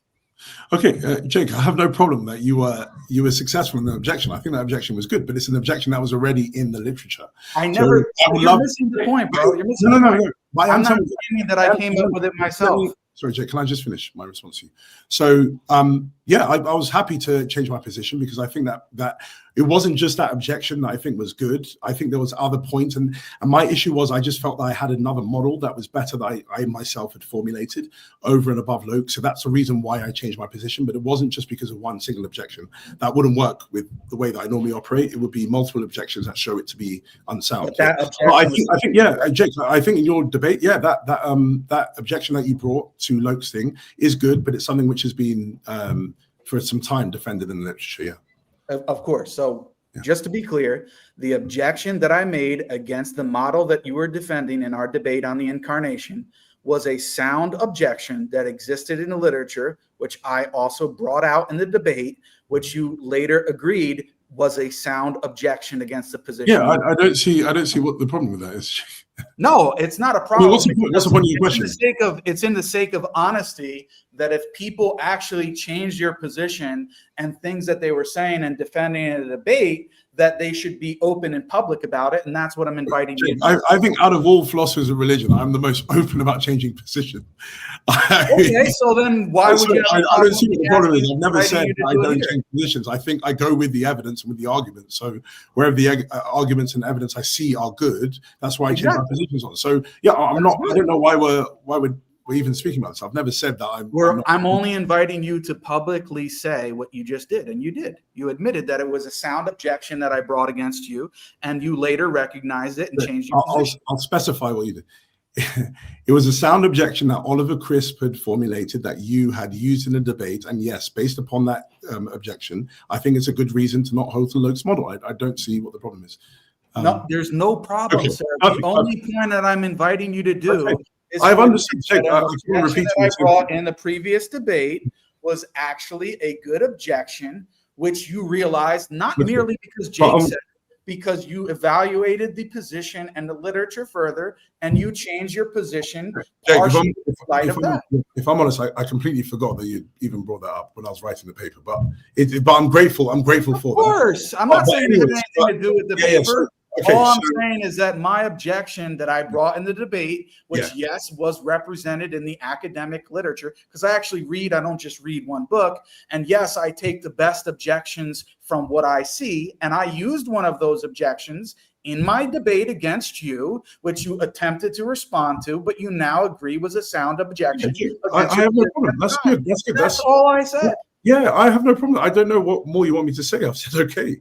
There's nothing else to say, but I think that it's honest. I think it's good and honest to admit that publicly. I've changed some of my own positions and some things that I've presented in the past that I would be happy to say that I no longer hold those positions. I'm happy for you, but yeah, I just don't see the relevance of this. But because I don't think you brought any. The point is that you lost the first debate. That's the point. That's Not the really. end result, is you lost the debate because the objection that I made against your position was sound and you now accept it. So that's an implicit admission that you lost the debate. I'm happy if you believe that. That's fair enough. Good for you. If that makes you happy. That's exactly what happened. But speaking about the present debate, I just don't think. Yeah, the present debate, you also admitted any relevant argumentation. I don't believe that because again, as you said, I actually showed you believe in three gods. Let's go on. Last question here, Mike. I mean, as you know, arguments operate in. You have to. Yeah, I know exactly how they do. Yeah, and you haven't done any of that, so I don't see what you've done. I didn't even understand your own argument. Well, just to move this along, I mean, Orthodox Muslim had a follow-up here. He says Proverbs 8 is talking about before the incarnation. So do you have any comments on that? Do you agree with that or disagree? What was his question again? So his question was basically, do you believe that there was a sense in which Jesus is created based on Proverbs 8? And you had mentioned, well, you believe his flesh was created. But here he's saying Proverbs 8 is talking about before the incarnation. No, he was not created before the incarnation. Okay. And then if the Trinity is absolute monotheism, how would you categorize Trinity, for example, in Hinduism? And would there be a limit for multiple persons into one God? Yeah. So monotheism is the belief in one fundamental deity, and Hindus do not believe in that. They believe that there are more than one fundamental deities that exist within reality. And so it wouldn't be classed as monotheism in the sense that Trinitarianism is. They might have views like about the problem with Hinduism as well, it's not a monolithic religion in that there are many different beliefs within it. So there might be one that fits a monotheistic viewpoint. Whatever that is, that might be close to Trinitarianism. But if we're just taking the general view that people have of Hinduism, there are multiple independent deities, fundamental deities that exist. So it wouldn't be monotheism in the sense that Trinitarianism is. But what I was just saying is that I feel, based upon the conversation I've had with Jake about the Shahada and the things like that, it seems like Trinitarianism is closer to the affirmation of what Jake was making than what I thought before that. So I'm happy at least some progress has been made here, because I didn't know that he was taking the interpretation that there are a possibility for there being other deities that exist outside of Allah, but then Allah is the only one worthy of worship. Then that's very close to Trinitarianism. Obviously, his distinction will be that they're negatively viewed. Christians will say that they're positively viewed, but it's very close. I mean, it doesn't seem to be the strict monotheism that Muslims preach. Well, you should have known this. If you actually read the literature on the subject, you would see that this is well known, that the scholars explain the Shahada based upon this, and that this is the Muslim position. Yeah. So I was saying that you hold to this position, and if you take that to it's not me. I literally read it from a source, which is well known, is a standard source that people look at. No. So if you understand what I said that I didn't know that this is the position that you were affirming. So by you saying that to me, I'm happy, because then I can say that there's a Muslim who has a view that's closer to Trinitarianism than what most Muslim apologists say, that we have the most strict monotheistic view, that there's only one deity that exists. So yeah, I mean, that's progress for me. Okay, I'm glad you think it's progress. Okay. Anyways, I probably have to hop off. Thanks a lot. No problem. Thank you so much. Yeah, I do really appreciate your graciousness, Mike, in hosting, and then you're always welcome to come back on. Thank you so much. Thank you much. Apologies about the camera. I have no clue what's happened. No worries. Yeah, I think I've got to buy more expensive cameras like you have. No problem at all. Yeah. Well, Jake, if you could stick around, there's a couple comments here and questions for you. Sure. So one is the speaking Muslim, Jake, assalamu alaikum. And then Jake won this debate. And then also, Jake, what's the point of saying, if we count gods like we count eggs, if that just leads to you operating with a category error? Authorities can say not eternal but created about the Quran, but not three as one.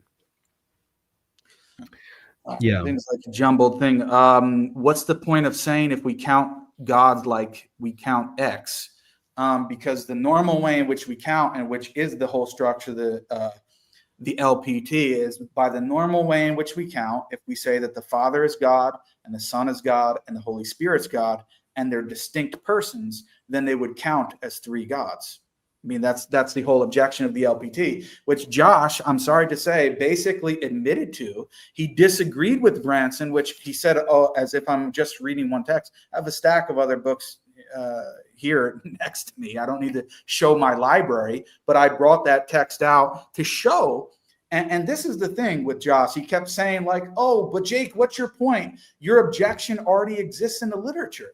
That's the point. When I actually debate Christians, I read the literature and I try to represent from scholarly sources my objections when what I'm saying, because I don't want it to be a unique Muslim criticism. That's the whole point of me bringing Branson. And Branson is an Eastern Orthodox theologian and scholar, and he argues exactly what I just did, that unless you appeal to some other method of counting, then you still have the three gods problem, which is exactly what Josh had. He had no way of getting out of the three gods problem. And then if you could put that back on the screen, Michael, I don't know what this guy was trying to say about the Quran. Yeah, I just removed it. Okay, it's fine. Anyway, the question didn't really make sense, the second part. I wasn't following it either. I apologize. I couldn't really make heads or tails of it. Yeah, it's okay. So, yeah. I think that's all the super chats that I saw for questions. So that looks like it. Sorry to keep you over. I know this is way past the time parameters we were anticipating. And that's why, Michael, honestly, if people watch this and they see, well, why didn't Jake present for 30 minutes on Tawhid? Is because I knew that this was going to happen and it was going to spend a lot of time engaging with his presentation.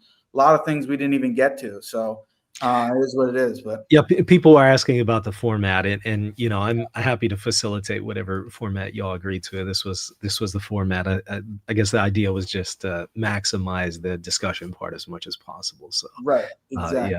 That's why there wasn't closing statements or two opening statements and rebuttals and stuff like that. But happy to facilitate anything else that y'all want to do in the future. You're always welcome back on, and not just with you and Dr. Joshua, but just with yourself and anyone else. And so, of course, there's an open invitation to anyone who would like to come on and do debates and discussions for both positions. Just email me, reasonandtheology@gmail.com. There's been an open invitation for quite some time, and it continues to remain on the table. Jake, thank you so much for coming on and doing this. I truly appreciate you.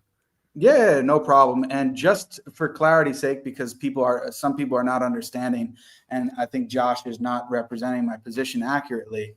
When I say that we believe that there are other quote unquote deities, what I'm saying is there are people who declare other things as deities besides Allah. We believe that they exist, but we don't believe that they're actually gods. For example, the Quran accuses Christians of deifying Mary and making her a god besides Allah. The Quran also accuses of Jews and Christians as making monks and rabbis as lords besides Allah, but they don't actually necessarily declare them lords or gods. But the Quran is accusing Christians, Jews, and other groups as deifying things that truly do exist and making them into gods, sometimes explicitly in the case of Jesus, sometimes implicitly by ascribing certain things to them that only are due to God. And in virtue of that, they are making things which really do exist and declaring them to be gods, or implicitly making them gods, when in reality they're not gods and they are not due any worship. And to say that this is henotheism is ridiculous, or to say that this is moving closer towards Trinitarianism, that's ridiculous, because all I'm saying is Christians make Jesus a god besides Allah and declare him to be God. And he really actually did exist, and we're not denying his existence, but yet he is not actually God. He should not properly be called God. So I don't know why this is a shocking admission for Josh to hear it. It's an obvious Muslim position.